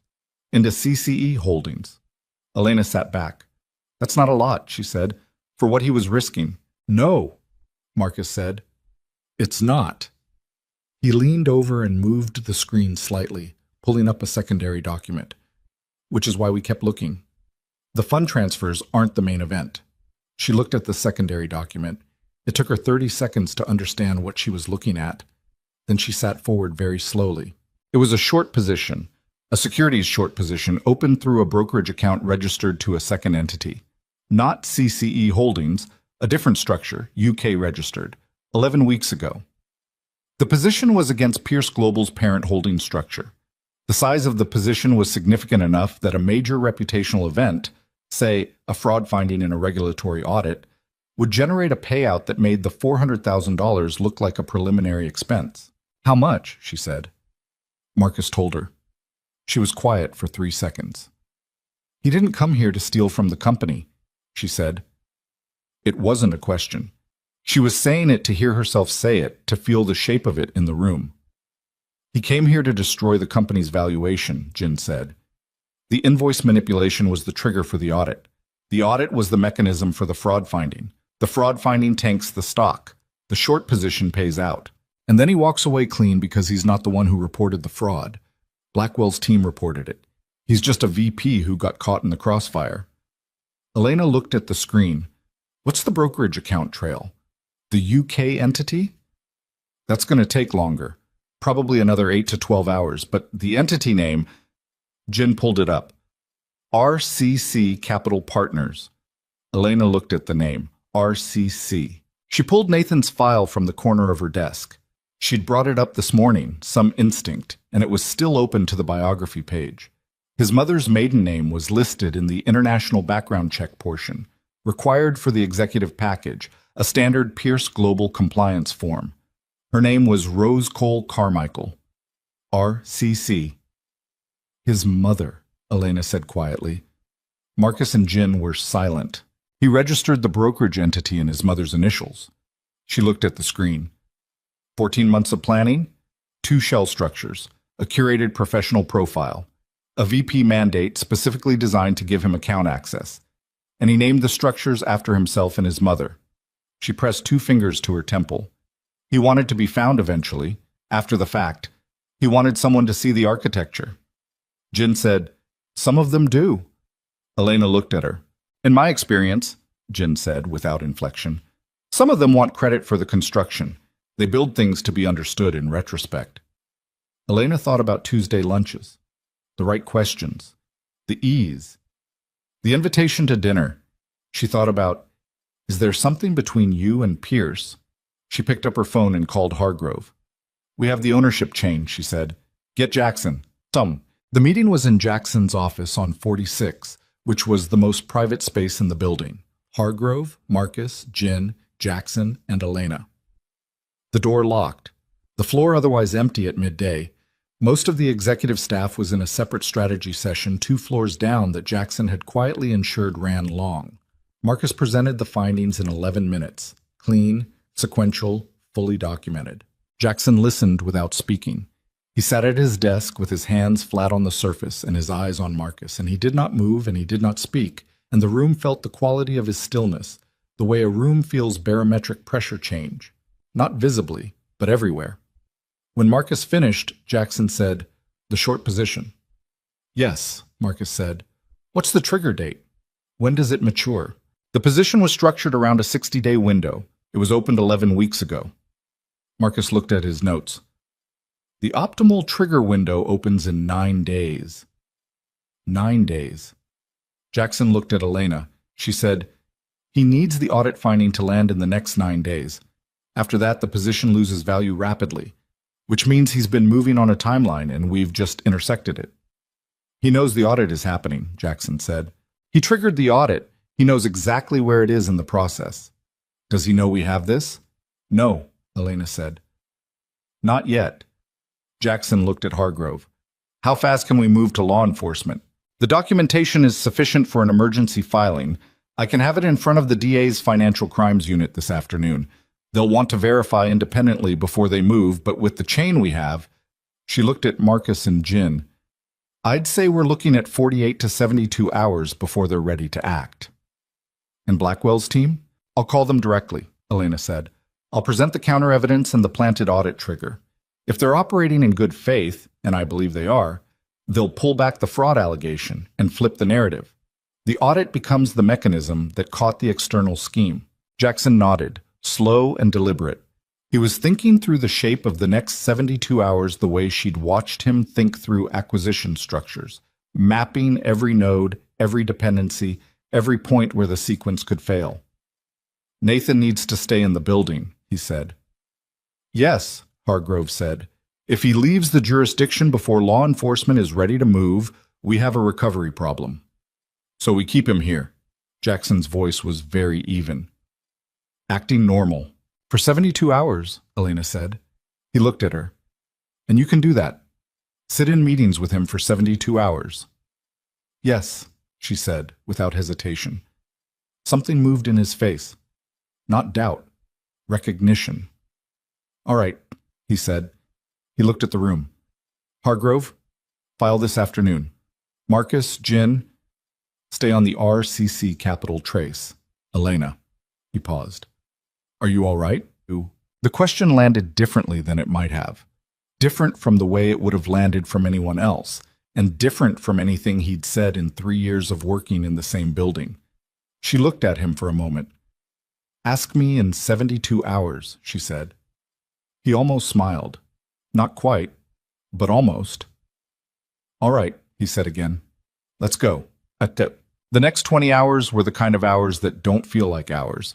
They feel like a single continuous state of sustained pressure, the kind that flattens time into a texture rather than a sequence. Elena moved through the building with the same precise efficiency she always had. She attended 2 meetings that included Nathan. She answered his questions. She responded to a message from him at 3:14 that referenced the Thursday dinner, saying, "Still hoping you'll say yes." She wrote back, "This week is impossible. Rain check." He responded with a single word, "Of course." And she sat with the screen for a moment looking at that word, and then closed the message and moved on. At 6 p.m., Hargrove confirmed the DA's Financial Crimes Unit had accepted the filing. The assigned investigator had requested a meeting for the following morning. At 8 p.m., Marcus sent a 3-line message. RCC Capital Partners. Beneficial ownership confirmed. Nathan Christopher Cole. Documentation attached. At 9:40, Elena called Blackwell's team. She had prepared for the call for 40 minutes. She knew the shape of it, the argument she needed to make, the evidence she needed to present, the specific sequence that would move a skeptical external audit team from adversarial to cooperative. She had done this kind of persuasion work before, in different contexts, different stakes. She knew the technique. She had not previously done it while running on 5 hours of sleep across 2 days with the knowledge that the man she was building a case against had spent 12 weeks constructing a relationship with her as part of an operational strategy. She did it anyway. Richard Blackwell's lead auditor was a man named Park. He was skeptical for the first 8 minutes. He was less skeptical for the next 6. He was quiet for 2 minutes after she finished. Then he said, "Send me the documentation." She sent it. Park called back at 11:04 p.m. "We're going to need a day to verify independently, but if this holds, it holds," she said. "If it holds," he said, "then the audit becomes a fraud referral rather than a compliance finding. That's a very different outcome for Pierce Global." "Yes," she said. "It is." She hung up. She sat back in her chair and pressed the heels of her hands against her eyes for a moment. Just a moment. Then she heard footsteps. Specific footsteps. She dropped her hands. Jackson was in the doorway. It was past 11, and the floor was empty, and he was standing there with his jacket off and his sleeves rolled and the expression of someone who had heard enough of the call to know how it had gone. "Park," he said, "he'll verify independently. He'll be done by tomorrow evening." Jackson leaned against the doorframe. He looked like what he was. A man who had been in sustained operational crisis for 2 days and was holding it together through will and practice and nothing else. His hair was slightly off. His eyes were tired in a way they almost never were. He looked, for the first time since she'd known him, like a person rather than a performance. "We're going to make it," he said. It wasn't triumph, just statement, the specific tone of someone confirming a calculation. "Yes," she said. He nodded. Then, "Elena." She looked at him. "The message I sent you, Thursday night." He stopped, started again. "I need to finish." Her phone buzzed. She looked down reflexively. The screen showed a name, Nathan Cole. She looked at the message. It was 4 words, and they turned the temperature of the room approximately 10 degrees. "I know you know." She held the phone. Her heartbeat was in her throat. Jackson crossed the room in 4 steps and looked at the screen. She watched his face go absolutely still. Not the processing stillness, not the managed stillness, but the stillness of someone whose body has responded to a threat signal before the mind has fully caught up. "He knows," Jackson said. "Jackson, someone told him." Her voice was even. She was surprised by how even it was. "Or he has a monitor on the system access logs and he saw the forensic queries. Which means he's going to move." She was already standing. "He's going to try to trigger the audit finding before we can present the counter evidence to Blackwell. He needs the fraud finding on record. Even if it's later disputed, even if the case against him is solid, a recorded fraud finding creates a news event, and the news event moves the stock before the correction can catch up. She grabbed her phone. He doesn't need the case against him to go away. He just needs one news cycle. Jackson said, "How does he trigger it?" "He goes to Blackwell directly, tonight, before we can reach Park again. He tells them Pierce Global is trying to suppress the audit finding and manufacture a counter-narrative. If Blackwell puts anything on record tonight, Park said he'd need until tomorrow evening to verify." That was before Nathan knew we had him. She looked at Jackson. "If Nathan calls Park tonight with a counter-story, Park doesn't run the audit. He pauses. And while Park pauses, Nathan gets to someone in the press," Jackson said, "or files something himself. In his name, not Blackwell's. A whistleblower report. It's less clean, but it still creates the news cycle." They looked at each other across the office. The floor was empty around them. The building breathed its overnight HVAC rhythm. "Call Hargrove," he said. She was already dialing. Hargrove answered on the second ring. Elena gave her 30 seconds of information. Hargrove said, "I'll call the DA's investigator. Emergency contact. We may be able to get an overnight restraining order on any public disclosure, but I need an hour." "You have 40 minutes, Elena said. She ended the call. Her phone buzzed again. Nathan. This time it wasn't a text. It was a call.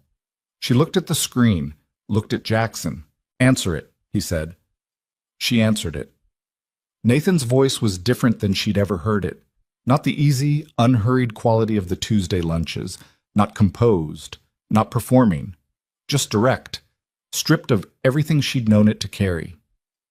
"You're smarter than I planned for," he said. She said nothing. "I want you to know that wasn't personal. What happened with your workstation? I want you to know—" "Don't," she said. A pause. "I'm going to make a call in the next 30 minutes, he said. "You know what call." "I know." "You can't stop it legally in 30 minutes. "We'll see." "Elena," his voice dropped slightly, "I'm not asking you to let me go. I'm telling you the timeline so you can try. Because you deserve that. What I did was—" "Don't finish that sentence." Her voice was cold and clear and entirely steady. "Not to me, not tonight." Silence. 30 minutes, he said, and hung up. She lowered the phone. The room was very still. Jackson was watching her with the particular attention of someone who is trying to read a situation from a person's face because the situation is moving faster than the available information. 30 minutes, she said. Hargrove needs 40. "I know." She was already moving. "There's another way to buy 10 minutes. "How?" She looked at him. The full weight of what she was about to say sat in her chest for 1 second before she let it go. "You call Blackwell directly," she said. "Not Park. Richard Blackwell himself.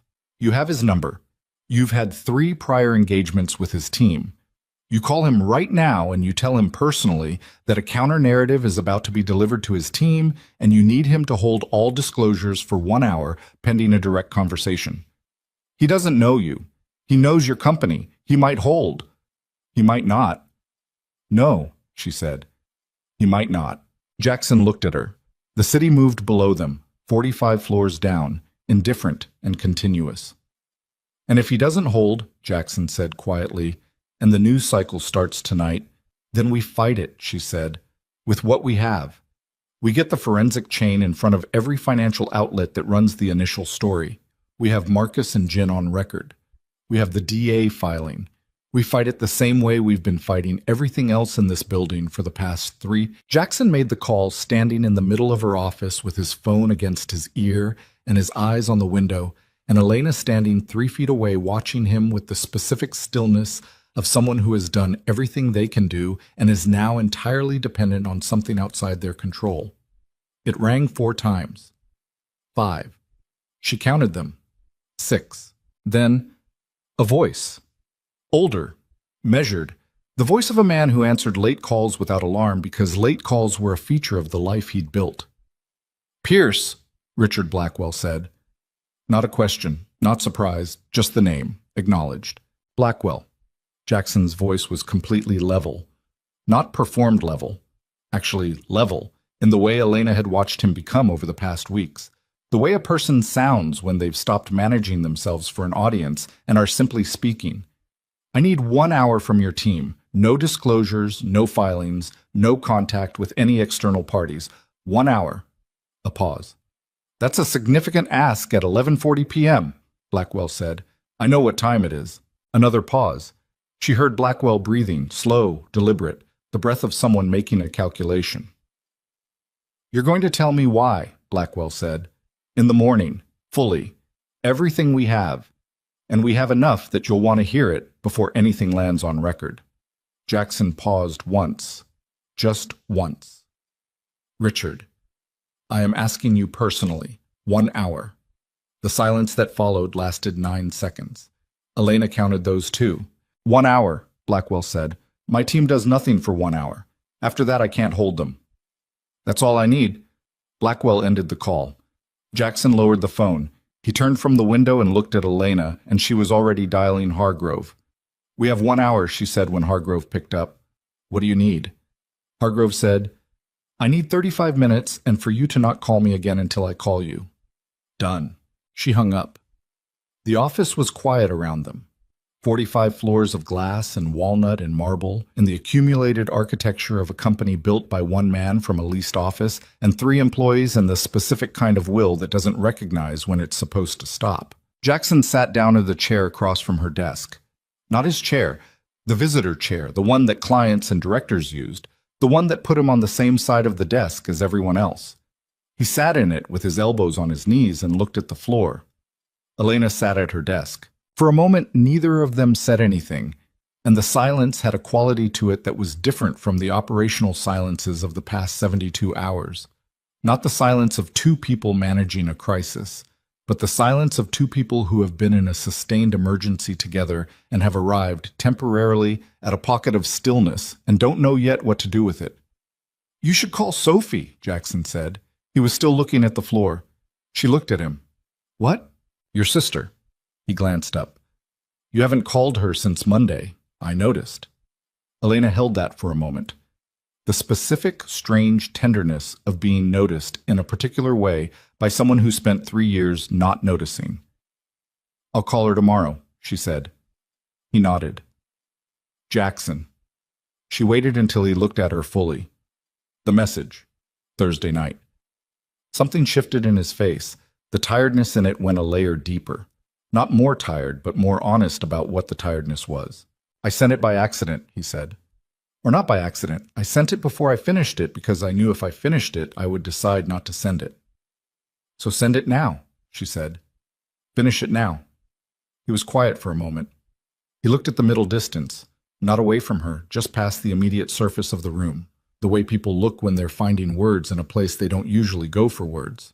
I've been in love with you, he said. Since the Hong Kong restructure. 18 months ago, I watched you work for 36 hours straight and make 3 decisions that saved the company from a liability that no one else in the building even understood was there, and I sat in that conference room afterward looking at you and understood something I immediately did everything I could to not understand. She didn't speak. I turned it into pressure, he said. The way I do everything I don't know how to hold, I turned it into more demands, more expectations, more of you in that building because that was the only way I knew to be near something I wanted without acknowledging that I wanted it. He stopped. His hands were clasped in front of him, forearms on his knees. What I did to you, the way I ran that office, the way I treated you, the ultimatum, that wasn't about the company. The company was the excuse. I was afraid of what happened when you weren't there, and I made that your problem. And it was the most dishonorable thing I've done in a life that has had some genuinely dishonorable moments. The room was very quiet. That's a sentence, he said. That's what I couldn't finish. Elena looked at him for a long time. She looked at him the way she looked at documents that required precision. Not quickly, not with the fast processing skim of someone seeking the essential information, but slowly, with the attention that takes in everything including what isn't stated. She saw a man who was 41 years old and had built an empire and run it with the cold efficiency of someone who had decided at some point that control was the same as safety and who had arrived in a visitor chair at 11:47 p.m. on the 45th floor of his own building, having spent the last month learning at considerable cost what the difference was. I know, she said. That's not... I know what I feel, she said. I've known for a while. I've been not saying it for the same reasons you were not sending the sentence. She paused. But I need you to understand something, Jackson. What you did, the 3 years of it, and not just the ultimatum, all of it, I'm not going to carry that quietly. If we do this, whatever this is, I'm going to tell you when something is wrong. I'm going to leave a room when I need to leave a room. I am never going to make myself smaller to make you more comfortable. And if that produces friction, I want the friction, he said. Elena, I have been in rooms my entire life where no one pushed back. I built it that way deliberately. I was wrong. She looked at him. I know you were, she said. Her phone rang. Hargrove. She answered it. It's done, Hargrove said. Her voice had the compressed satisfaction of someone who has sprinted a distance they weren't sure they could sprint. Emergency order is filed. Any public disclosure from Nathan Cole pertaining to Pierce Global financial records is legally prohibited pending the DA investigation, which is now officially open as of 11:52 p.m. The investigator fast-tracked the filing based on the documentation package. Cole cannot go to the press, cannot file a whistleblower report, cannot contact Blackwell's team outside the investigation protocol. Elena closed her eyes for 1 second. Thank you, Hargrove. Park from Blackwell's team will call you at 8 a.m. I already sent him the forensic package. He'll have his verification done by noon. Good. Nathan Cole is going to need a lawyer, Hargrove said. That's not our problem anymore. No, Elena said. It's not. She hung up. She looked at Jackson. It's done, she said. He let out a breath, long and slow and from somewhere deep. The specific exhale of someone releasing a pressure they'd been holding so long they'd stopped tracking it. For a moment he just sat there. And she just sat there. And the city moved 45 floors below them, entirely indifferent, entirely continuous, doing what cities do, persisting, without awareness of what had just been decided above it. Nathan Cole was met at the building entrance the following morning at 8:14 by 2 investigators from the DA's Financial Crimes Unit. Elena knew this because Torres at the security desk sent her a message at 8:16 that said simply, "It happened." She read it at her desk and set the phone down and sat with it for 30 seconds. Then she opened her work queue and went to the next thing. The meeting with Park from Blackwell's team was at noon, as Hargrove had promised. Elena attended with Jackson, Hargrove, and Birch. Park was methodical and thorough and had clearly spent the morning going through the forensic package with the attention of someone who understood exactly what it meant for his team's prior audit framing. He arrived at the meeting with a folder of his own documentation and spent 20 minutes laying out his independent verification, which confirmed every element of the evidence chain Elena had built. At the end of his presentation, he closed the folder and looked at Jackson and said, "The audit finding is officially reclassified. Pierce Global is not the subject of fraud. Pierce Global is the victim of a coordinated external scheme that used internal access to plant fraudulent records. Our team will file accordingly with the regulatory body and will issue a corrective statement to any parties who receive preliminary notification." Jackson said, "I appreciate your team's diligence." Park looked at him for a moment. Then, unexpectedly, he looked at Elena. The forensic documentation was exceptional. The timestamp analysis alone, he stopped. It was exceptional work. "Thank you," Elena said. Park left. Birch left. Hargrove stayed briefly to review next steps, and then she left. Jackson and Elena were alone in the conference room. The afternoon light was coming through the windows at a low angle. October doing what October did. The particular quality of late-season light that turns everything slightly amber, slightly long-shadowed. It sat on the table between them and on the floor and on the far wall in bars and made the room feel quieter than it was. "It's over," Jackson said. "The Nathan part is over," Elena said. "The company still has work to do. The Asia-Pacific mandate needs to be rebuilt from legitimate groundwork. The preliminary accounts need to be audited internally. There's a regulatory disclosure timeline that Hargrove's going to manage. It's not nothing." "I know." He looked at her. "I'm not saying it's nothing." She nodded. "Elena." He was still looking at her with the directness she'd watched him develop. Not the old directness, which was the directness of someone moving things out of his way, but something different, something that included the person it was aimed at. I want to restructure the company. She waited. Not operationally, that's already happening. I mean, the governance structure, the power distribution. He set his hands flat on the table. There are no checks on me in this building. I built it that way. And I thought it was efficiency, and I understand now that it was something else. I want a board with actual authority. I want the chief of staff role to have formal governance standing, not just operational authority, but the ability to escalate concerns to the board independent of me. She looked at him. You want to check on yourself. I want a structure that doesn't depend on people being afraid of me to function, because that's what I had for 3 years, and look at what it produced.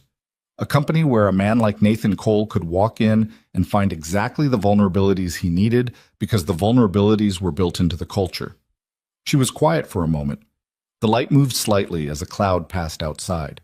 That's the right instinct, she said. It'll take time to build correctly. I know. I want you to build it. As chief of staff. As whatever you need to be called to have the authority to do it properly. He paused. Equal executive partner in operations. That's what I said when I asked you to come back. I meant it. I want it documented, formalized, not dependent on my goodwill. She looked at him. You're documenting against yourself. Yes, he said.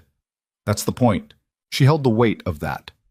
The specific weight of a person who has arrived at something they didn't have before, not the absence of ego, which was neither possible nor interesting, but something rarer, a genuine reckoning with what the ego had cost, and a willingness to build the corrective into the architecture. All right, she said. All right, you'll do it? Or all right, you're considering it? All right, I'll do it, she said. He exhaled.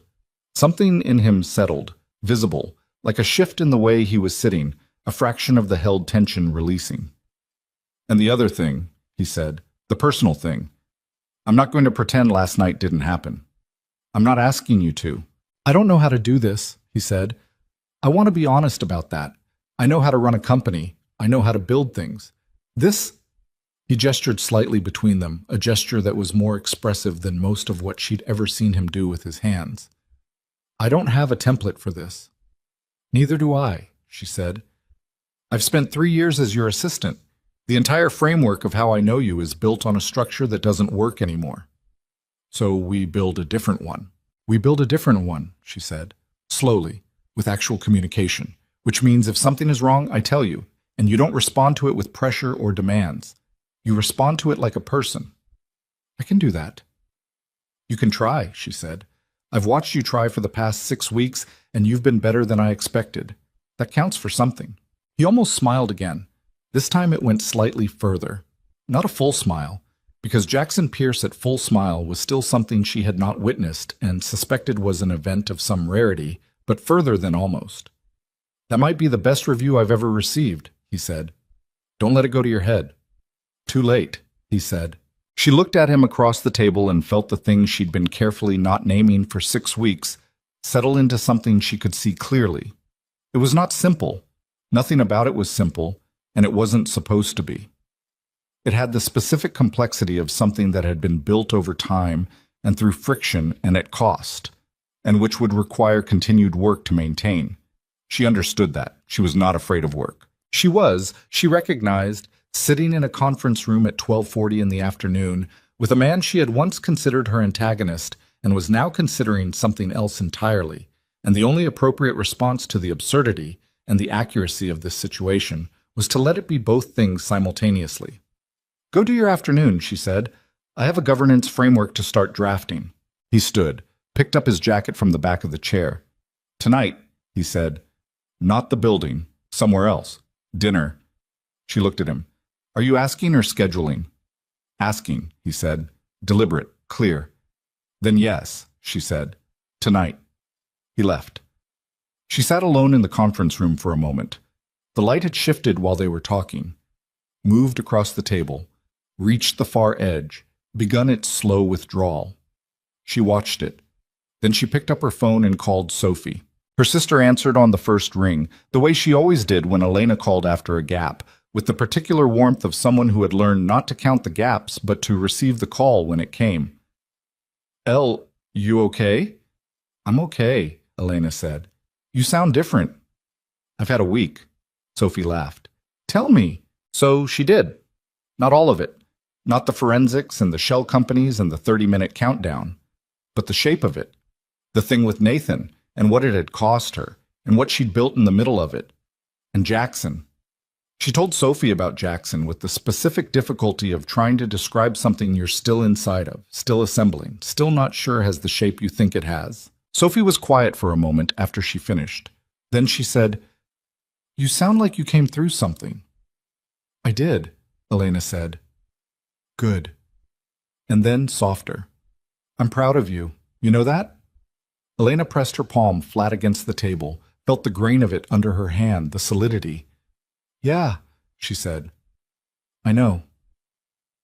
The governance restructure took 4 months. Elena drafted the framework in the first 2 weeks, working with Hargrove and an external governance consultant who specialized in corporate restructuring for closely held companies. She presented it to Jackson in its entirety before it went to the board, and he read every page, and he marked 3 sections for discussion, and they discussed them, actually discussed them, with the friction she'd promised and the response she'd asked for, and arrived at something better than what either of them had proposed separately. The board was expanded, 3 independent directors were added, with genuine oversight authority and a direct reporting relationship to the governance committee that Elena chaired. The chief of staff role was formally codified with escalation rights independent of the CEO. Jackson's direct authority over operational decisions above a certain threshold now required sign-off from 2 executive partners, one of whom was Elena. At the board meeting where the restructured governance was formally ratified, one of the new independent directors, a woman named Chen, who had a reputation for asking the questions no one wanted to hear, looked at Jackson across the table and said, "You built these constraints yourself." "Yes," Jackson said. "Why?" He looked at her, then, briefly, at Elena, then back. "Because the company I want to run can't be built on the one I had, and the person I want to be can't exist inside the structure I built. So I changed the structure." Chen looked at him for a long moment.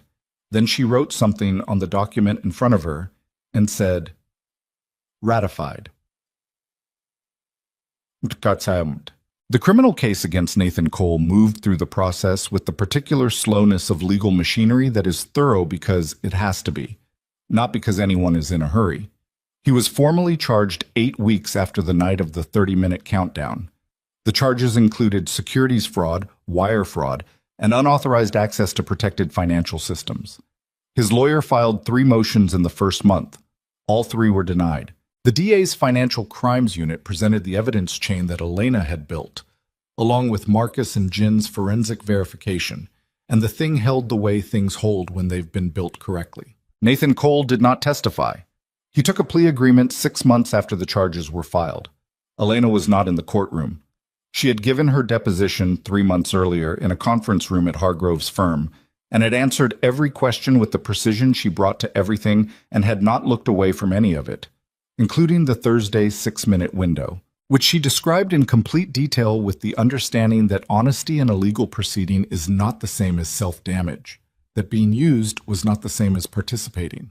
Hargrove told her afterward, "You were the best deposition I've ever managed." "I just told the truth," Elena said. "That's what made it the best," Hargrove said. Bottom. She and Jackson did not make the relationship public inside the company for 3 months. Not from concealment, from the same principles she had applied to everything since coming back. It needed to be built correctly, on a foundation that wasn't contingent on the crisis that had created the conditions for it. They had dinner 3 times in the first week, which was perhaps more than strictly calibrated, and which she chose not to calibrate because calibration had been her operating mode for 3 years, and she was done with it. He was different outside the building. She had expected this in theory and was still surprised by it in practice. The way a context can contain a person so completely that removing it reveals someone partially unfamiliar. He was quieter. He paid attention to things she mentioned without noting that she'd mentioned them, and returned to them later, which was such a particular and specific form of being heard that the first time it happened, she sat with it for a full day afterward. The way you sit with something you haven't felt in long enough that feeling it again requires adjustment. He learned to say when something was wrong without making the wrongness her problem to manage. This was slower, and it required more of the friction she'd promised, and there were 2 nights in the first month where the conversation went to the edge of something difficult and came back from it not because it resolved cleanly, but because they both chose to stay at the table. She learned to stay at the table. That was her own work. The specific internal work of someone who has practiced leaving, who has built the leaving reflex as a survival mechanism, learning to distinguish between the situations where leaving is the right answer and the situations where it's just the familiar one. She found the distinction harder to draw than she'd expected. She drew it anyway. The company celebration was in late April, on a rooftop terrace that Pierce Global used for external events. It was not a company party in the traditional sense. Jackson didn't do traditional company parties, and Elena had not suggested he start. It was a dinner for 60 people, the full executive team, the board, the external partners who had worked with the company during the restructure, and Hargrove, who arrived with her husband and was the only person in the room who knew the full sequence of what the past 6 months had contained. Elena wore a dress that was not her work uniform. This sounds like a small thing, and was not. It was the dress she'd bought in November, in a shop she'd walked into on a Saturday afternoon when she had nowhere in particular to be, which still happens sometimes with the slight foreignness of a sensation you haven't fully integrated. Jackson found her on the terrace before dinner, standing at the railing looking at the city. He stood beside her. He did not touch her yet. He had learned the geometry of when to move toward and when to stand at the right distance, and this was the kind of moment where the distance was part of the thing. They stood and looked at the city. "I've been thinking about what I'm going to say tonight," he said. "The remarks. To the team." "What are you going to say?" He was quiet for a moment. "I was going to talk about resilience, about what the company came through and what it built on the other side. Standard stuff. But I think the thing I actually want to say is simpler than that." He looked at the city. The April evening was mild enough that you could stand outside without a coat if you stood still. "I want to say that a company is made of people, and the quality of the company is determined by whether those people are seen, and that I spent a long time building something that was very good at not seeing people." He paused, "And that I was wrong, and that it cost things it shouldn't have cost, and that the company we're building now is built on a different premise." She turned and looked at him. "Say that," she said. "Say exactly that." He turned and looked at her. The terrace lights were low and warm, and the city was doing its nighttime arrangement behind him. He looked like what he was, a man who had built something and broken something and built something better on the break, which is not a story about triumph. It's just the honest story of what some people manage to do if they stay in it long enough to find out who they are when the structure comes down. Elena. He said her name the way he'd said it in that elevator corridor 6 months ago. Not managed, not controlled, just her name. "I know," she said. "I haven't proposed yet." "I know you haven't." "I'm going to." "I know that too," she said. He reached into his jacket pocket and took out a ring. Not a box, just the ring. The way someone carries something they've been carrying for a while, not waiting for the right setting, but for the right moment, which turns out to be a Tuesday in November, or a Thursday in March, or an April evening on a terrace, while the city lays itself out below like an argument for everything that's still possible. The ring was simple. She noticed that. He had noticed that she didn't wear ornate things. He held it in his palm and looked at her and said, "I'm not asking you as your employer. I'm not asking because of what you did for the company. I'm asking because you are the only person in my life who has ever told me the truth when the truth was something I didn't want to hear, and I spent 3 years punishing you for it.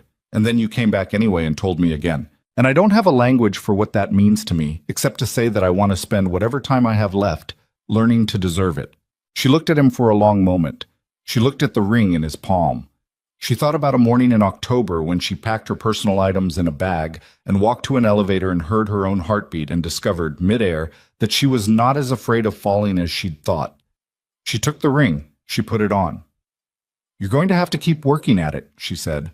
"I know," he said. "I mean that. I'm not going to let you stop." "I know," he said again. And the third time he said it, it had the same accumulating weight as the first night in her office, when he'd said it 3 times in the space of a minute, but different. Not the weight of acknowledging what he'd done wrong, but the weight of someone who has arrived at a specific and genuine understanding of what he is saying yes to, and is saying it anyway, and means it completely. She stepped forward and he put his arms around her and she felt his breathing against her hair. Slow. A little uneven. The breathing of a man who does not often allow himself to be held in anything and is learning, at 41, that this is not a weakness but the exact opposite. Behind them, through the terrace doors, the dinner was beginning. 60 people. The company they were building, the structure they had written together in the margins of a crisis that could have destroyed everything and instead had exposed the load-bearing truth of it. In a few minutes, they would go inside. He would give his remarks. She would sit at the table where she had a chair, not as an assistant, not as a staff member, but as a partner. In the company, in the governance structure, in the conversation that didn't have a clean ending because it wasn't supposed to. Life doesn't end. It continues, and then it continues again. And the work of it is not the resolution, but the willingness to stay inside it and keep building. But right now they stood on the terrace. The city spread below them in its million-lit windows, each one a different arrangement of what people do with the time they have, and Elena Carter stood inside the arms of a man she had once walked away from and came back to and chose again, and looked out at all of it, and felt not the managed peace of someone who has suppressed the difficult things, but the actual, hard-won, imperfect peace of someone who has gone through the difficult things and is still standing. Still here, still choosing. That was enough. That was, she understood now, precisely enough.